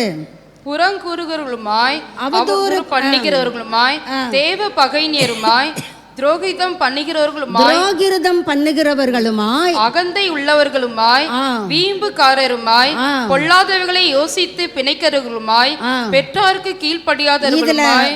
ஏதோ 1-2 இருந்தாலும், அத்தனையும் இருந்தாலுமே நாம் தேவனுடைய ஆக்கினைக்கு பாத்திரர் என்று இந்த ஆக்கியோன் அழகாக சொல்லுகிறார். உணர்வில்லாதவர்களாய் உடன்படிக்கைகளை மீறுகிறவர்களும் நம்ம வாழ்க்கையில எத்தனை முறை கர்த்தரோடு கொண்டிருக்கிற உடன்படிக்கையை மீறி கொண்டுதானே வாழ்ந்து கொண்டிருக்கிறோம். அப்படி என்றால் நம் கரங்களில் இருக்கிற அந்த ரட்சிப்பின் பாத்திரம் சரியானது தானா? நாமே சிந்தித்துக் கொள்ளுவோம். சுபாவ அன்பு இல்லாதவர்களுமாய், இணங்காதவர்களுமாய், இரக்கம் இல்லாதவர்களுமாய் ரட்சிக்கப்பட்டேன் என்று சொல்லுகும் பொழுது இதெல்லாம் உங்ககிட்ட இருந்தது என்று தானே இலக்கணப்படி சொல்ல வேண்டும். ஆனா இருக்கிறார்கள். அப்படி என்றால் இந்த கேரக்டர்ஸ் நம்முடைய வாழ்க்கையிலே காணப்படுமாயின் நம்முடைய பாத்திரம் ரட்சிப்பை பெற்றுக்கொள்ள ஒர்த்துதானா, உகந்ததுதானா? இப்படிப்பட்டவைகளை செய்கிறவர்கள் மரணத்திற்கு பாத்திரராய் இருக்கிறார்கள் என்ற தேவனுடைய தீர்ப்பை அவர்கள் அறிந்திருந்தும் தாங்களும் செய்கிறாங்க. செய்கிற மற்றவர்களிடத்திலும் அன்பு வைக்கிறார்கள். இதைதான் சபையிலே கர்த்தர் வேதனையோடு கேட்கிறார். ரட்சிப்பின் பாத்திரம் உன் கையிலே இருக்கிறதா? அப்படி என்றால் இப்போ கொஞ்சம் யோசித்து பார்ப்போம். இந்த ரட்சிப்பின் பாத்திரம் எத்தனை பெரியது, சிறந்தது. அதை தான் எபிரெயர் 2ஆம் அதிகாரம் 6வது வசனத்தில் நீங்கள் பொறுமையாக வாசித்து பாருங்க. இவ்வளவு பெரிதான ரட்சிப்பு என்ற பதத்தை அங்கே வாசிக்க முடிகிறது. இந்த ரட்சிப்பு ஏனோ தானோ அல்லங்க. நம்ம அதை கேட்டு கேட்டு பழகிட்டோம். ரொம்ப குளிச்சா கூதல் தெரியாதுன்னு சொல்லுவாங்க. தண்ணிக்குள்ளே இருந்தால் குளிர் தெரியாதுன்னு சொல்லுவாங்க. அது மாதிரி வசனத்தை கேட்டு கேட்டே நான் மறத்து போய்விட்ட அவலமான நிலைமை. அதனால அந்த ரட்சிப்பு பெரியது என்பதை நம்மால் அங்கீகரிக்க முடியவில்லை. அதனால் ரட்சிப்பு பெருசு. இரட்சகர் எனக்காக பலியானாரே, ஒரு துளி இரத்தத்தையும் தனக்கென்று வைத்திராமல் என் கரத்திலே ரட்சிப்பின் பாத்திரத்தை கொடுப்பதற்கு அவர் எம்டி ஆனாரே, தம்மையே பலியாய் கொடுத்தாரே. அப்படி என்றால் பரலோகம் இந்த ரட்சிப்பை உதாசீனப்படுத்துமா, அசட்டை பண்ணுமா? இல்லவே இல்லை. இவ்வளவு பெரிதான ரட்சிப்பு. இந்த ரட்சிப்பின் பாத்திரத்தை குறித்து சபையாகிய நீங்களும் நானும் சற்று கவலை கொள்ள வேண்டும் என்பதை வேதம் நமக்கு வலியுறுத்துகிறது. உலக காரியங்களுக்காக தான் நம்ம கவலைப்பட்டு பழகிட்டோம். எனக்கு இது இல்லை, இது இல்லை, அவ்வளவு வீட்டில் இருக்கும். இருந்தால் கூட அந்த கலரில் எனக்கு வேணும், இந்த டிசைனில் எனக்கு வேணும். அதை குறித்து கர்த்தர் இங்கே சொல்லலை பாருங்க. அந்த பொருட்கள் என்கிட்ட இல்லைன்னு நீ கவலைப்படாத, அது இல்லைனாலும் பரவாயில்லை. ஆனால் ரட்சிப்பின் பாத்திரம் உன் கையில் இருக்குதா? சற்று பரிசீலனை செய்து கொள்ளுவோம். இவ்வளவு பெரிதான ரட்சிப்பை குறித்து நாம் கவலை அற்றிருப்போமானால் கண்டிப்பாக அங்கே என்ன உண்டு? தண்டனை. அந்த தண்டனையை அவர் ஏற்றுக்கொண்டாரே, நாம் ஏன் அந்த தண்டனையை சுமக்க வேண்டும்? ரட்சிப்பின் பாத்திரத்தை இந்த நாளிலே நம்முடைய கரங்களிலே எடுத்துக்கொள்ளுவோமே. ரோமர் 10ஆம் அதிகாரம் 13வது வசனத்தை வாசிக்கலாம்.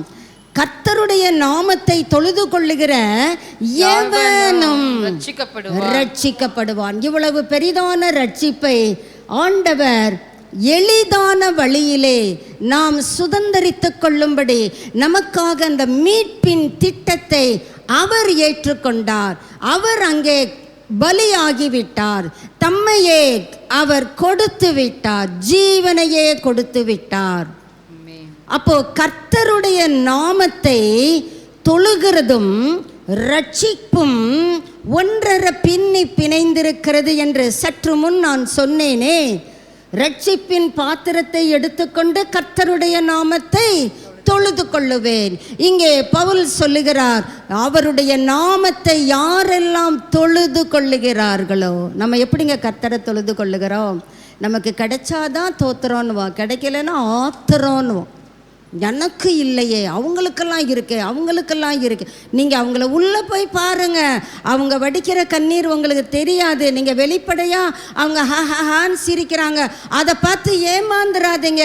அவங்க உள்ள வீட்டுக்குள்ளே போய் பாருங்க, உங்களை விட அங்கே ஒரே கூக்குரலும் தான் இருக்கிறதை பார்க்க முடியும். அவங்க ஜாலியாக எடுத்துக்கிட்டாங்க. நம்ம உடனே அவங்கள பார்த்து ஐயோ அவங்களாம் நல்லா இருக்காங்க, நான் தான் இப்படி கஷ்டப்படுகிறேன். நாமே நம்மை குறைவாக எடை போட்டுக்கொண்டு நம்முடைய ரட்சிப்பின் பாத்திரத்தை உதாசீனம் செய்து விடுகிறோம். யோவேல் 2ஆம் அதிகாரம் 32வது வசனத்திலே அங்கே தீர்க்கதரிசி சொல்லுகிறான் பாருங்க, அதே கான்செப்டை தான் சொல்லுகிறான். யோவேல் 2:32. அப்பொழுது கர்த்தருடைய நாமத்தை தொழுது கொள்கிறவன் கர்த்தருடைய நாமத்தை தொழுது கொள்ளுகிறவன் எவனோ அவன் ரட்சிக்கப்படுவான், அவன் ரட்சிக்கப்படுவான். கர்த்தர் சொன்னபடி சீயோன் பர்வதத்திலும் எருசலேமிலும் கர்த்தர் வரவழைக்கும் மீதியாய் இருப்பவர்களிடத்திலும் எது உண்டாயிருக்கும்? ரட்சிப்பின் பாத்திரம் அவங்க கையிலே இருக்கும் என்பதை இந்த தீர்க்கதரிசி கொண்டு கர்த்தர் எவ்வளவு திட்டவட்டமாக சொல்லுகிறார். இதை அப்படியே புதிய ஏற்பாட்டுக்கு வருவோம். அப்போஸ்தலர் 2ஆம் அதிகாரம் 21வது வசனத்திலே பரிசுத்த பேதுரு என்ன சொல்லுகிறார்? வாசிக்கலாம். அப்பொழுது கர்த்தருடைய நாமத்தை தொழுது கொள்கிறவன் எவனோ அவன் ரட்சிக்கப்படுவான் என்று தேவன் உரைத்திருக்கிறார். கர்த்தருடைய நாமத்தை தொழுது கொள்ளுகிறவன் எவனோ அவன் ரட்சிக்கப்படுவான். அப்போ நம்முடைய ரட்சிப்பின் பாத்திரத்திலே எதுங்க அதிக இடத்தை ஆக்கிரமிக்கிறது என்றால் துதி, கம்பீரம், ராஜாவின் ஜெய கம்பீரம் உங்களுக்குள் இருக்கிறதே. நாம் ராஜாக்கள் என்று மேன்மை பாராட்டுகிறோம் தானே. கர்த்தர் கேட்கிறார், அந்த ரட்சிப்பின் பாத்திரத்திலே அந்த ரட்சிப்பு உண்டாயிருப்பதற்கு நீங்கள் கர்த்தருடைய நாமத்தை என்ன செய்ய வேண்டும்? தொழுது கொள்ள வேண்டும். அதை சங்கீதக்காரன் எத்தனை முன் ஞானத்தோடு அவன் சொல்றான் பாருங்க, நான் கர்த்தருடைய நாமத்தை ரட்சிப்பின் பாத்திரத்தை எடுத்துக்கொண்டு தொழுது கொள்ளுவேன். எவ்வளவு அழகாக சொல்லுகிறான். இப்போ எரேமியா 42:10 வருவோம். நீங்கள் இந்த தேசத்திலே வாசமாயிருந்தால் இந்த ரட்சிப்பு என்கிற அந்த பாத்திரத்திலே, இந்த ரட்சிப்பு என்கிற காரியத்திலே நீங்கள் நிலைத்திருந்தால், நீங்கள் வாசமாயிருந்தால், நான் உங்களை என்ன பண்ணுவேன்? கட்டுவேன். நான் உங்களை பிடுங்க மாட்டேன். நான் உங்களை நாட்டுவேன், இடிக்க மாட்டேன். நம்முடைய வாழ்க்கையிலே சில நேரங்களிலே கர்த்தரால் இடிக்கப்படுகிற சூழ்நிலைகள் வரதானே செய்கிறது. நம்முடைய ரட்சிப்பை சற்று பரிசோதனை செய்து கொள்வோம். இந்த தேசத்திலே வாசமாயிருந்தால், கர்த்தர் அதை சொல்லிட்டு தான் சொல்றாரு, நான் உங்களை கட்டுவேன். நாம சொல்றோம், நான் எப்படி வேணுமானாலும் இருப்பேன், ஆனால் நீர் என்னை என்ன செய்ய வேண்டும்? கட்ட வேண்டும், நாட்ட வேண்டும். புடுங்கக்கூடாது, நீர் இடிக்கக்கூடாது. நீர் இடித்தால் நீ ஆச்சு, உன் சபையாச்சு. கோபித்து கொள்ளுவேன். நாம் கோபித்தாலும் நஷ்டம் நமக்குத்தானே தவிர பரலோகத்திற்கோ தேவாதி தேவனுக்கோ அல்லவே அல்ல. மனுஷன் யோபு புஸ்தகத்தில் நீங்கள் வாசிக்கும் பொழுது அறிந்து கொள்ளலாம். நீ நீதிமானாக இருந்தால் கர்த்தருக்கு என்ன லாபம்? ஒருவேளை நீ சொல்கிற நான் பாவியாகவே இருந்துக்கிறேன், அதனால பரலோகத்துக்கு என்ன நஷ்டம்? நாம் நீதிமானாயிருந்தால் நம்முடைய கரங்களிலே அந்த ரட்சிப்பின் பாத்திரத்தை வைத்து கொள்ளுகிறோம் என்கிற தைரியம் நமக்கு ஏற்படுகிறது, ஒரு களிக்கூறுதல் ஏற்படுகிறது. நம்ம கரத்திலே நான் பாவியாதான் நான் வாழ்வேன், நஷ்டம் நமக்கு தான், கர்த்தருக்கு அல்ல. நம்ம தப்பு கணக்கை போட்டு நமக்கு முன்னே இருந்த தேவ பிள்ளைகள் நமக்கு அப்படி கற்றுக் கொடுத்து விட்டார்கள். நீ எப்படினாலும் வாழ்ந்துக்கோ, கிருபை இருக்கு. கிருபை எதற்கு இருக்கிறது? உண்மைதான் இருக்கிறது. நீ என்ன பாவம் செய்தாலும் உன்னை கிருபை தாங்கிக் கொள்ளும் அல்ல. பாவம் செய்யாத ஒரு உன்னத வாழ்க்கை வாழ்வதற்குத்தான் கிருபை நமக்கு உதவுகிறது. நாம் நியாயப்பிரமாணத்திற்கு கீழ்ப்பட்டிராமல் கிருபைக்கு கீழ்ப்பட்டிருந்தா பாவம் உங்களை மேற்கொள்ள மாட்டாதே. அங்கே ரட்சிப்பின் பாத்திரம் நிச்சயம் உங்கள் கரங்களிலே உண்டு என்று தானே வேதம் கூறுகிறது. அப்படி என்றால் இந்த ரட்சிப்பு என்கிற தேசத்திலே நான் தொடர்ந்து வாசம் பண்ண வேண்டும். எத்தனை பேர் நம்மிலே வாஞ்சிக்கிறோம், ஆண்டவரே நாம் தொடர்ந்து இந்த மீட்பின் திட்டத்திலே நான் என்னை தக்க வைத்து கொள்ளுவேன். முடிவு பரியந்த நிலை நிற்பவர் தான் ரட்சிக்கப்படுவார்கள். நாம் அதை மறந்து போய்விடக்கூடாது. பாதி ஓட்டத்தில் வந்திருப்போம், எனக்கு முடியாது, இது கடின உபதேசம். சிலர் போயிட்டாங்க. ஆண்டவர் கேட்கிறார், இப்போ அங்கே நீங்களும் நானும் நிற்கிறோம். நீங்களும் போயிடுறீங்களா, போகிறீங்களா, போகிறதுக்கு மனசாக இருக்கீங்களா? நீங்கள் என்ன சொல்லுவீங்க? உங்கள் பதில் என்ன? கர்த்தர் ஆசையோடு உங்களை பார்க்கிறார். இப்படி முறைச்சி பார்த்துக்கிட்டே இருப்போமோ? உங்கள் பதில் கர்த்தருக்கு என்னவாக இருக்கும்? நான் உங்களை பார்த்துக்கிட்டே இருக்கேன், ஆண்டவரே பாய் போயிட்டு வரேன், அடுத்த வாரம் வரேன், முறைப்பேன், உங்களை பார்க்குறேன், நீர் என்னை பாரு, நான் போயிடுவேன். We are not Sunday Christians. We are practical Christians. அனுதினமும் day by day, minutes by minutes, second by second கர்த்தருடைய பிரசன்னத்திலே நம்மை தக்க வைத்து கொள்ளுவதற்குத்தான் அந்த ரட்சிப்பின் பாத்திரம் உதவுகிறது. முடிவு பரியந்தம் நாம் நிலை நிற்க வேண்டும். அப்பொழுதுதான் ரட்சிக்கப்பட முடியும். இங்கே கர்த்தர் யோவான் 10:10 சொல்லுகிறார், நானும் அவர்களுக்கு ஜீவன் உண்டாயிருக்கவும். ஜீவனற்ற நிலைமையிலே தானே வாழ்ந்து கொண்டிருக்கிறோம். ஏதோ இருக்கேங்க, ஏதோ போய்கிட்டு இருக்கேன், புல்லிங் ஆன் ட்ராகிங் ஆன், அப்படி தான் நம்ம சொல்லுகிறோம். இருக்கேன், நல்லா இருக்கீங்களா? இருக்கேன். அந்த ஆன்றதுல முடிஞ்சு போச்சுல்ல. நம்முடைய ரட்சிப்பின் பாத்திரம் எப்படி இருக்கிறது?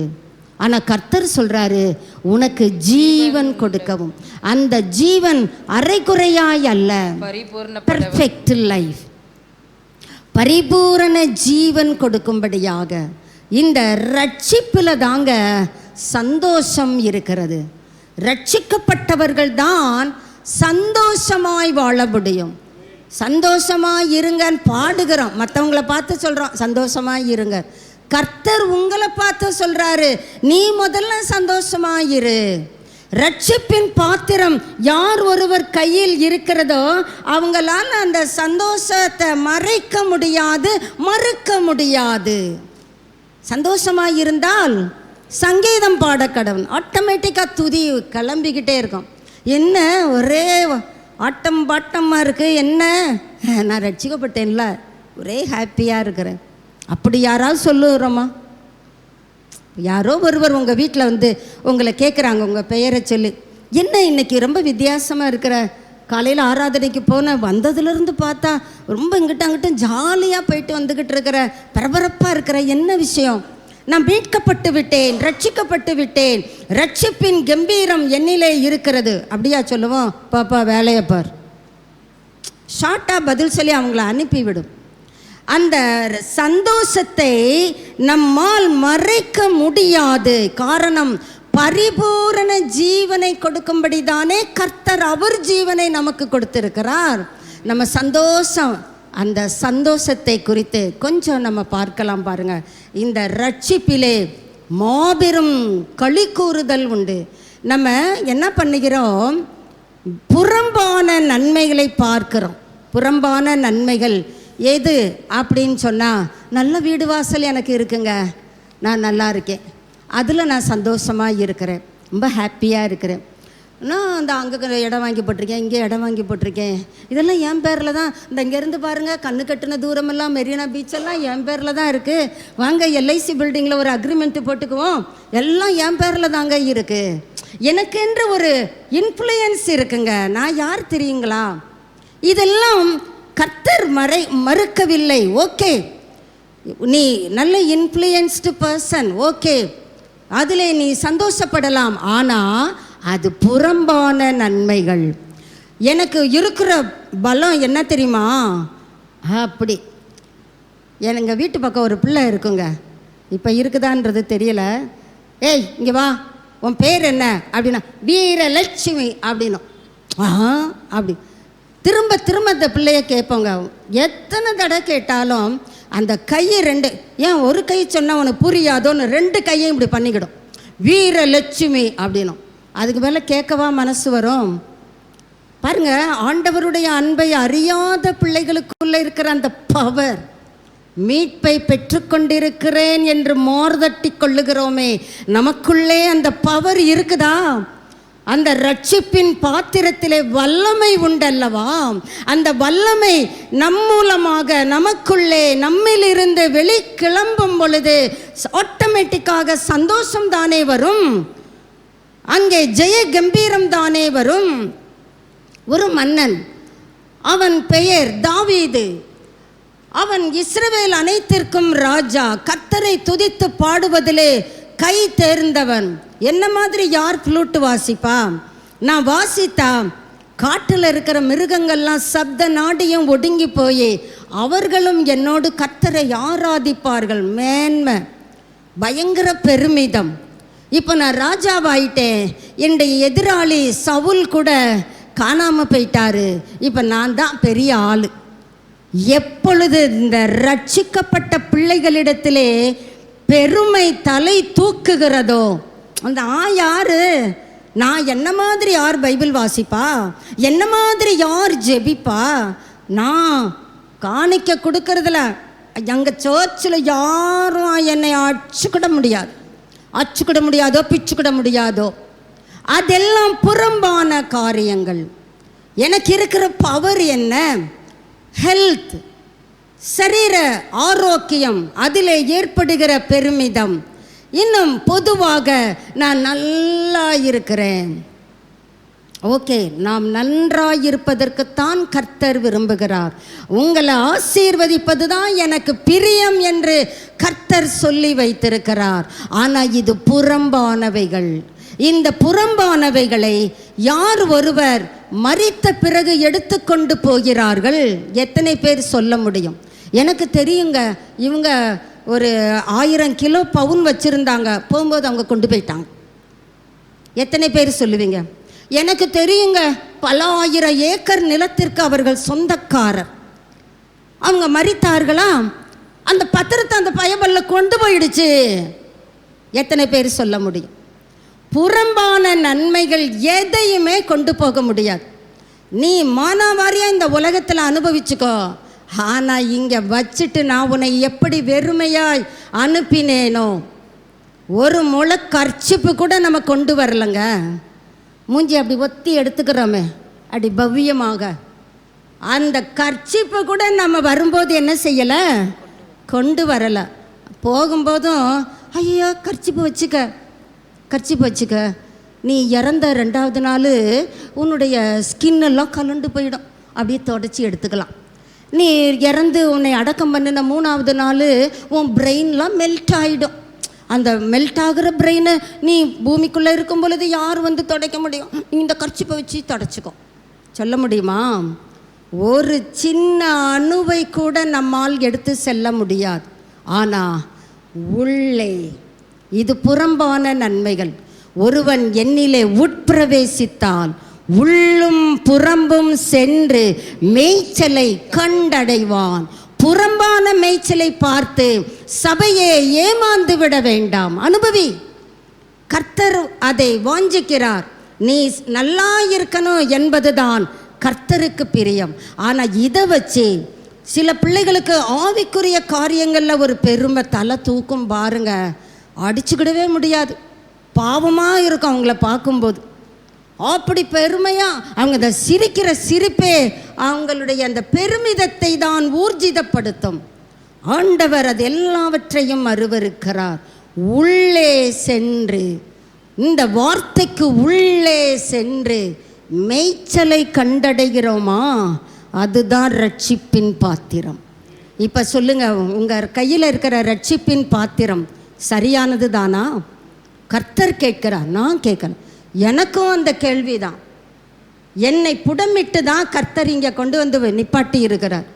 நானும் சரியில்லை, நீங்களும் சரியில்லை. இந்த பாட்டை பாடிக்கிட்டே இருக்க முடியுமா? எப்பொழுது சரியாக போகிறோம்? முடிவு பரியந்தான் நிலை நிற்க வாஞ்சிக்கிறேன் ஆண்டவரே. நான் உள்ளே சென்று, புறம்பே பார்க்கிறோம், இகத்துக்குரிய நன்மைகளை பார்க்கிறோம், நல்லது தான். ஆனால் உள்ளே சென்று மேய்ச்சலை கண்டடைய நம்மிலே எத்தனை பேர் வாஞ்சிக்கிறோம்? அல்லேலூயா சொல்லுவோமே. நம்முடைய கரங்களை ஆண்டவருக்கு காண்பிப்போமே. ஆண்டவரை நான் வாஞ்சிக்கிறேன்ப்பா, என் கரத்தில் இந்த ரட்சிப்பின் பாத்திரம் இருக்கட்டும் ஆண்டவரே. அந்த ரட்சிப்பின் பாத்திரத்தை கொண்டு உள்ளே சென்று நாம் மேய்ச்சலை கண்டு அடைய வேண்டுமே. ஆவியானவர் என் கண்களுக்கு கலிக்கம் போடுங்க ஆண்டவரே. மரண பரியந்தம் உண்மையாயிரு, அப்பொழுது உனக்கு ஜீவ கிரீடத்தை தருவே. வெளிப்படுத்தல் 2:21 கர்த்தர் சொல்லுகிறார், ஜெயங்கொள்ளுகிறவன் என் கூட உட்காரும்படிக்கு அவனுக்கு அருள் செய்வேன். அவர் கூட ஜாயின் சிட்டிங்க. கொஞ்சம் யோசித்து பாருங்க. வருகிற தேர்தலுக்காக ஆவலோடு எதிர்பார்க்கிறோம். எப்படா ஜூன் 4 வரும்? ஏப்ரல் 19 இருக்கட்டுங்க, ஜூன் 4 தாங்க எனக்கு வேணும். அப்படிதானே ஆர்வத்துடன் இருக்கிறோம். காரணம், யார் வந்துருவாங்க? நாம் என்ன பண்ணுகிறோம்? நம்முடைய அந்த உள்ளான காரியங்களை வைத்தே கர்த்தரை விட்டு தூரம் தான் போய் விடுகிறோம். ஆண்டவர் சொல்லுகிறார் ஜாயின் சிட்டிங். ஆனால் இயேசு கிறிஸ்து அவர் பிதாவின் வலது பாரிசத்திலே உட்கார்ந்துட்டு இப்போ சொல்கிறாரு, நீ ரட்சிப்பின் பாத்திரத்தை கையில் வச்சிருந்தா என் கூட உட்காரும்படிக்கு உனக்கு அருள் செய்வேன். இதனாலே நாம் அந்த ரட்சிப்பின் பாத்திரத்தை தக்க வைத்து கொள்ளுவது எத்தனை நல்லது. ஆண்டவர் நம்முடைய கண்களை திறந்து விடுவாராக. நாம் பிள்ளைகளாயிருந்தால் அந்த மீட்பை, ரட்சிப்பின் பாத்திரத்தை சுதந்தரித்து கொள்ள முடியுமே. ரோமர் 8:17. இப்போ இந்த தாவீதுக்கு வருவோம். அவர் நல்ல செழிப்பாயிட்டார். இப்போ யுத்தத்தின் சத்தம் இல்லை, எதிராளி சவுல் மாண்டு போய்விட்டார். அப்பா, இப்போதாங்க நான் மூச்சு விடவே முடியுது. மூச்சு விட்ட இந்த க்ஷணப்பொழுதிலே தானே அவருடைய ரட்சிப்பின் பாத்திரம் ஊசலாடுகிறது.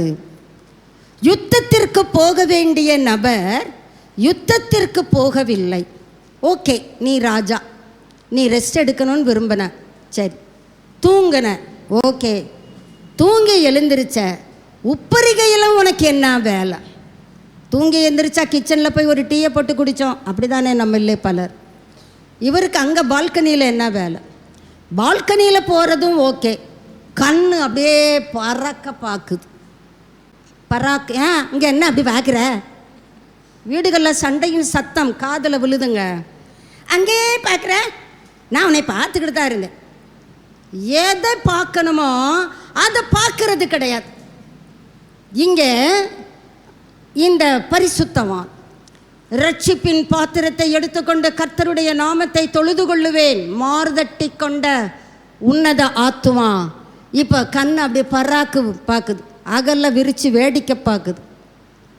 பார்க்குறதும் கூட கர்த்தர் ஓகே என்கிறார். அதுக்கு பிறகு நடந்த காரியங்கள், அந்த ரட்சிப்பின் பாத்திரம் அவர் கரத்திலே இருந்ததா? 2 சாமுவேல் 12வது அதிகாரத்தில் கர்த்தர் தம்முடைய தீர்க்கனை அனுப்பி சொல்லுகிறார், என் வார்த்தையை அசட்டை பண்ணி. அந்த வார்த்தையை நாம் வாசிக்கலாம் பாருங்க. கர்த்தருடைய பார்வைக்கு பொல்லாப்பான இந்த காரியத்தை 2 சாமுவேல் தெரியாத பிள்ளைகளுக்கு நம்ம சொல்லுவோம். 12:9-10 வாசிக்கலாம். கர்த்தருடைய பார்வைக்கு பொல்லாப்பான இந்த காரியத்தை, நாம் எதை பார்க்கிறோமோ அதை கர்த்தரும் பார்க்கிறார். கர்த்தருடைய பார்வைக்கு நீ என்ன பண்ணிட்ட? பொல்லாப்பான இந்த காரியத்தை செய்து. நீ என்கிட்ட கேட்டிருந்தா நான் உனக்கு நிறைய கொடுத்துருப்பேனேப்பா. கர்த்தர் எவ்வளவு அழகா சொல்றாரு பாருங்க. நீ ரட்சிக்கப்பட்ட பையன், என்னை துதி பாடுறதுல ரொம்ப நடனத்தோடலாம் துதிச்ச. உன் மனைவியை கூட நீ வேண்டாம் போடி அப்படின்னு எல்லாம் நான் ஓகேன்றேன். இங்கே விட்டையப்பா கோட்டைய, இங்கே உன் பாத்திரத்தில் ஓட்டையாயிடுச்சு. பாத்திரம், ரட்சிப்பின் பாத்திரத்தில் ஓட்டை இருந்துச்சுன்னா நம்மால் களி கூற முடியாது. அதுக்கு பிறகு நீங்கள் அந்த வார்த்தையை வாசித்து பாருங்க. கர்த்தருடைய வார்த்தையை நீ அசட்டை பண்ணினது என்ன? கர்த்தர் கேட்கிறாருங்க. தீர்க்கன் கேட்கல. அடுத்து தொடர்ந்து கேட்குறாரு, நீ என்கிட்ட கேட்டிருந்தா நான் உனக்கு நிறையா கொடுத்துருப்பேனேப்பான்னு சொல்லிட்டு சொல்கிறாரு. அந்த மனிதனை அம்மோன் புத்திரரின் பட்டயத்தில் கொன்று போட்டேயப்பா, நியாயமா அது? நீ ராஜானா என்ன வேணாலும் செய்வியா? நாம் இன்னைக்கு அப்படி தானே நினைக்கிறோம். ராஜாக்களும் நாங்களே கையில் பட்டயத்தை எடுத்துக்கிண்டு சுழற்றி அடிக்கிறோம். அதை தான் இவரும் செஞ்சார். நான் ராஜா, யார் என்னை கேட்குறதுக்கு? ராஜாதி ராஜா இப்போ கேட்குறார், நீ செய்தது என்ன? அந்த மனிதன் இன்னசென்ட், அவனை பட்டயத்திற்கு உள்ளாக்கினாயே, இப்போதும் நீ என்னை அசட்டை பண்ணி. கர்த்தர் அதை பொறுத்து கொள்ளுவதே இல்லை. நம்ம எத்தனை நேரங்களிலே கர்த்தருடைய வார்த்தையை அசட்டை பண்ணுகிறோம். கர்த்தர் அதை ஏற்றுக்கொள்ளுவதில்லை. விளைவு, நீங்கள் இந்த சம்பவத்துக்கு பிறகு தாவீது வாழ்க்கையை வாஸ்து பாருங்க. நான் சவால் இடுகிறேன். அடுத்த 13வது அதிகாரத்திலேயே அவன் கண்களிலிருந்து கண்ணீர் தான் வருகிறது. ஆனந்த கண்ணீர் இல்லை, வெட்கத்தின் கண்ணீர், அவமானத்தின் கண்ணீர். தான் பெத்த பிள்ளையே தகாத வித காரியத்தை செய்கிறது. ராஜா காதல வந்து ஓதுறாங்க, யோ கேட்டுக்க, உன்ன மாதிரியே உன் பிள்ளையும். எப்படி இருந்திருக்கும் தாவீதுக்கு? வேதனை. பட்டயம் உன் வீட்டை விட்டு என்ன செய்யாது? விலகாது. ரட்சிப்பின் பாத்திரத்தில் ஓட்டை இருக்குதா? செக் பண்ணி கொள்ளுங்க. கர்த்தர் இந்த காலை வேளையிலே நம்மை எச்சரித்து உஷார்படுத்துகிறார். நான் எப்படினாலும் இருப்பேன். ராஜா தாவீது அப்படி தான் சொன்னார். ஏன் இஷ்டம், அப்படி தான் ராஜா சொன்னார். ஆனால் ராஜாதி ராஜா அந்த ரட்சிப்பின் பாத்திரத்தில் துவாரங்களை பார்க்கும் பொழுது, இப்போ பாருங்க 12வது வசனத்தை வாசிக்கலாம். நீ 10லிருந்தே நீங்க வாசித்தீங்கன்னா தெரியும். கர்த்தர் 3 வசனத்தில் அந்த ரிசல்ட்டை சொல்றாருங்க. ஏத்தியனாகிய உரியாவின் மனைவியை உனக்கு மனைவியாக எடுத்துக்கொண்டபடியினால் பட்டயம் என்றைக்கு உன் வீட்டை விட்டு விலகாது. அதை குறித்து தான் நம்ம சற்று தியானித்தோம். பட்டயம், பஞ்சம், கொள்ளை நோய். நம்முடைய ரட்சிப்பின் பாத்திரத்திலே துவாரங்கள் ஏற்படுமாயின் பட்டயம் உன் வீட்டை விட்டு விலகாதிருக்கும். மரணம் வரைக்கும் அவன் அழுகதாங்க. அவன் தாவீது வாழ்க்கையில இந்த ரட்சிப்பின் சந்தோஷம், அதனால தான் கதறுகிறான். 51ஆம் சங்கீதம் 12வது வசனத்தில் கதறுகிறான், ஆண்டவரே ரட்சணியத்தின் சந்தோஷத்தை திரும்ப எனக்கு தாரும். தேவையா இந்த ஜெபம்? தேவையா? கர்த்தர் கேட்கிறார். உற்சாகமான ஆவி என்னை தாங்க செய்யும். அப்போ அவர்கிட்ட எது போயிடுச்சு? உற்சாகம் இல்லை. கர்த்தருடைய வழிகளில் அவன் இருதயம் உற்சாகம் கொண்டது. ஆனா எப்போ ரட்சிப்பின் பாத்திரத்திலே துவாரங்கள் ஏற்பட தாவீதே காரணமாயிருந்தாரோ, அதற்கு பிறகு அந்த ரட்சணியத்தின் சந்தோஷத்தை அவர் அனுபவித்ததாக வேதம் நமக்கு கூறவில்லை. அவர் உற்சாக ஆவியினால் நிரம்பினதாக வேதம் நமக்கு கூறவில்லை. என்னை கேட்டுக்கொண்டிருக்கிற அருமையான சகோதரா சகோதரி, ரட்சிப்பின் பாத்திரம் உன் கையில் இருக்குதா என்பதை சற்று உறுதிப்படுத்தி கொண்டால் பட்டயத்திற்கு நாம் விலகி விடுவோம், பஞ்சத்திற்கு நாம் விலகி விடுவோம், கொள்ளை நோய்களுக்கு நாம் விலகி விடுவோம். ஒருவேளை சத்துரு முழு மூர்க்கமாய் நம்மை தாக்குவதற்கு அவன் வந்தாலும் கர்த்தருடைய தூதன் உன் சார்பிலே அவனை கடிந்து கொண்டு அனுப்பிவிடுவான். உங்களுக்கு எது வேணும்? ரட்சிப்பின் பாத்திரத்தை நான் கையில் எடுத்துக்கொள்ள போகிறேன். கர்த்தருடைய நாமத்தை நான் தொழுது கொள்ளுவேன் ஆண்டவரே. அப்போ இந்த ஜாய் ஆஃப் சால்வேஷன், இந்த ரட்சிப்பின் பாத்திரத்திலே ஏற்படுகிற இந்த சந்தோஷத்தை நான் எப்படி பெற்றுக்கொள்ளுவது? இது ரியல் ஜாய்ங்க, இது டூப்ளிகேட்டு கிடையாது. ஒரு திரைப்படத்தை பார்த்தா சந்தோஷமாக இருக்குன்னு சொல்கிறாங்க, ஆனால் போயிட்டு வரும்பொழுது அவங்க முகத்தில் அந்த சந்தோஷத்தை பார்க்க முடியுதா? இல்லை. திரும்ப வீட்டுக்கு வந்து அதே பிரச்சனையை தான் நாம் சந்திக்க வேண்டும். திரும்பவும் அவர்களிடத்தில் அந்த பதம்தான் ஏற்படுகிறது. ஆனால் ரட்சிப்பின் பாத்திரம் நம்ம கையில் இருந்துச்சுன்னா யோவேலை போல நாமும் சொல்ல முடியும், என் தோட்டத்தில் ஒன்றுமே இல்லைன்னா கூட, ஒலிவ மரத்தில் பழம் இல்லைனாலும் கனி இல்லைனாலும் நான் கர்த்தருக்குள் மகிழ்ச்சி. மகிழ்ச்சி வேற, சந்தோஷம் வேற. கர்த்தர் அதை குறித்து நான் விலாவாரியாக சொல்ல நான் வரலை, அதுக்கு நேரமும் இல்லை. கர்த்தர் சொல்கிறாரு, ரட்சிப்பின் பாத்திரம் நம் கரங்களில் இருந்தால் இந்த மகிழ்ச்சியினாலும் நம்மை நிரப்புவார், சந்தோஷத்தினாலும் நிரப்புவார். சந்தோஷம் உள்ளிருந்து வருவது, மகிழ்ச்சி வெளியே இருந்து வருவது. இப்போ நாம் சற்று முன்னாக யோசித்தோமே, தியானித்தோமே, எனக்கு இதெல்லாம் இருக்கு, அது மகிழ்ச்சி. ஆனால் சந்தோஷம், பிலிப்பிய சபைக்கு பவுல் சொல்லுகிறார், கர்த்தருக்குள் மகிழ்ச்சியாயிருங்கள் நான் சொல்றாரு, சந்தோஷமாயிருங்கள். ரிஜாய்ஸ் இன் த லார்ட். என் வாழ்க்கையில் பல பிரச்சனைகள், பல பலவீனங்கள், ஆனால் நான் கர்த்தருக்குள் மகிழ்ச்சியாய் சந்தோஷமாயிருக்கிறேன். உள்ளும் புறம்பும் சென்று மேய்ச்சலை கண்டடைய முடியுமே. இந்த காலை வேளையிலே கர்த்தர் நம்மை பார்த்து 2 கேள்விகளை கேட்கிறார்.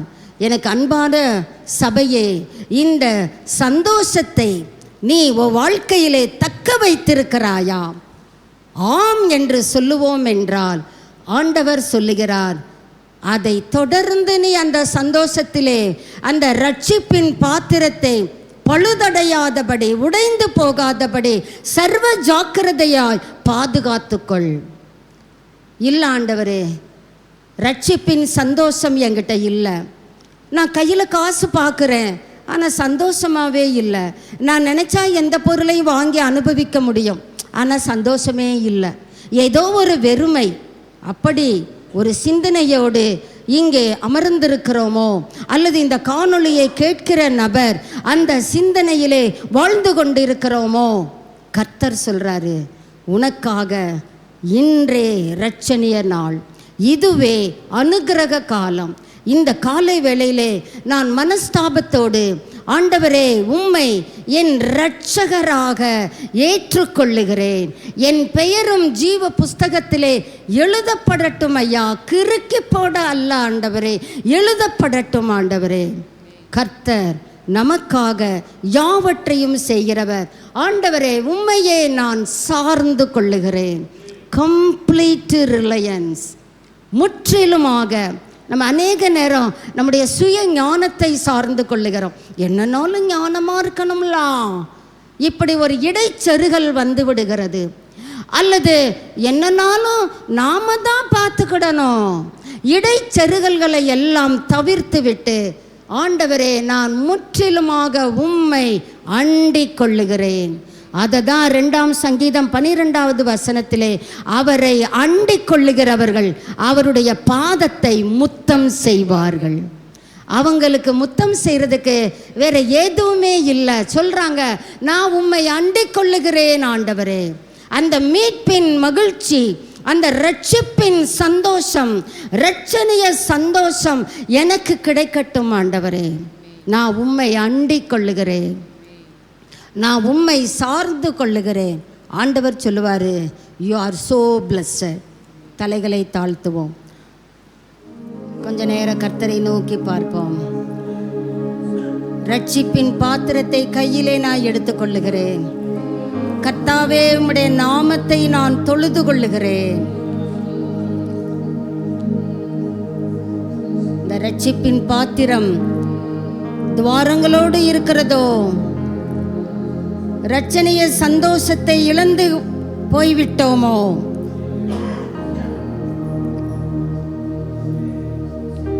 ஹல்லேலூயா ஹல்லேலூயா.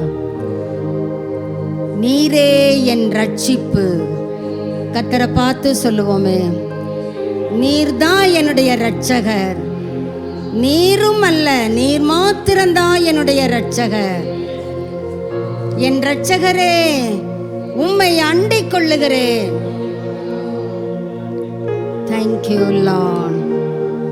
I completely rely on thy holy awesome power, Lord. உம்முடைய வல்லமை நிறைந்த, மகிமை நிறைந்த, பரிசுத்தம் நிறைந்த சக்தியின் மீது என் நம்பிக்கையை வைக்கிறேன். ஹல்லேலூயா, ஹல்லேலூயா. Thank you, Lord. இந்த காலை வேளையிலே கர்த்தர் என்னுடைய ரட்சிப்பை குறித்து என்னோடு பேசினதை நான் கேட்டேன் என்று சொல்லுகிற பிள்ளைகள், உங்க கரங்களை கர்த்தருக்கு உயர்த்தி நன்றி தகப்பனேன்னு சொல்லுவோம். உங்க வார்த்தையை நான் கேட்க எனக்கு இந்த சான்ஸ் கொடுத்தீங்களே. எத்தனையோ பேருக்கு இந்த சத்தியம் கிடைக்கல, எனக்கு இந்த சத்தியத்தை கொடுத்திருக்கிறீங்களே, உங்களுக்கு நன்றி.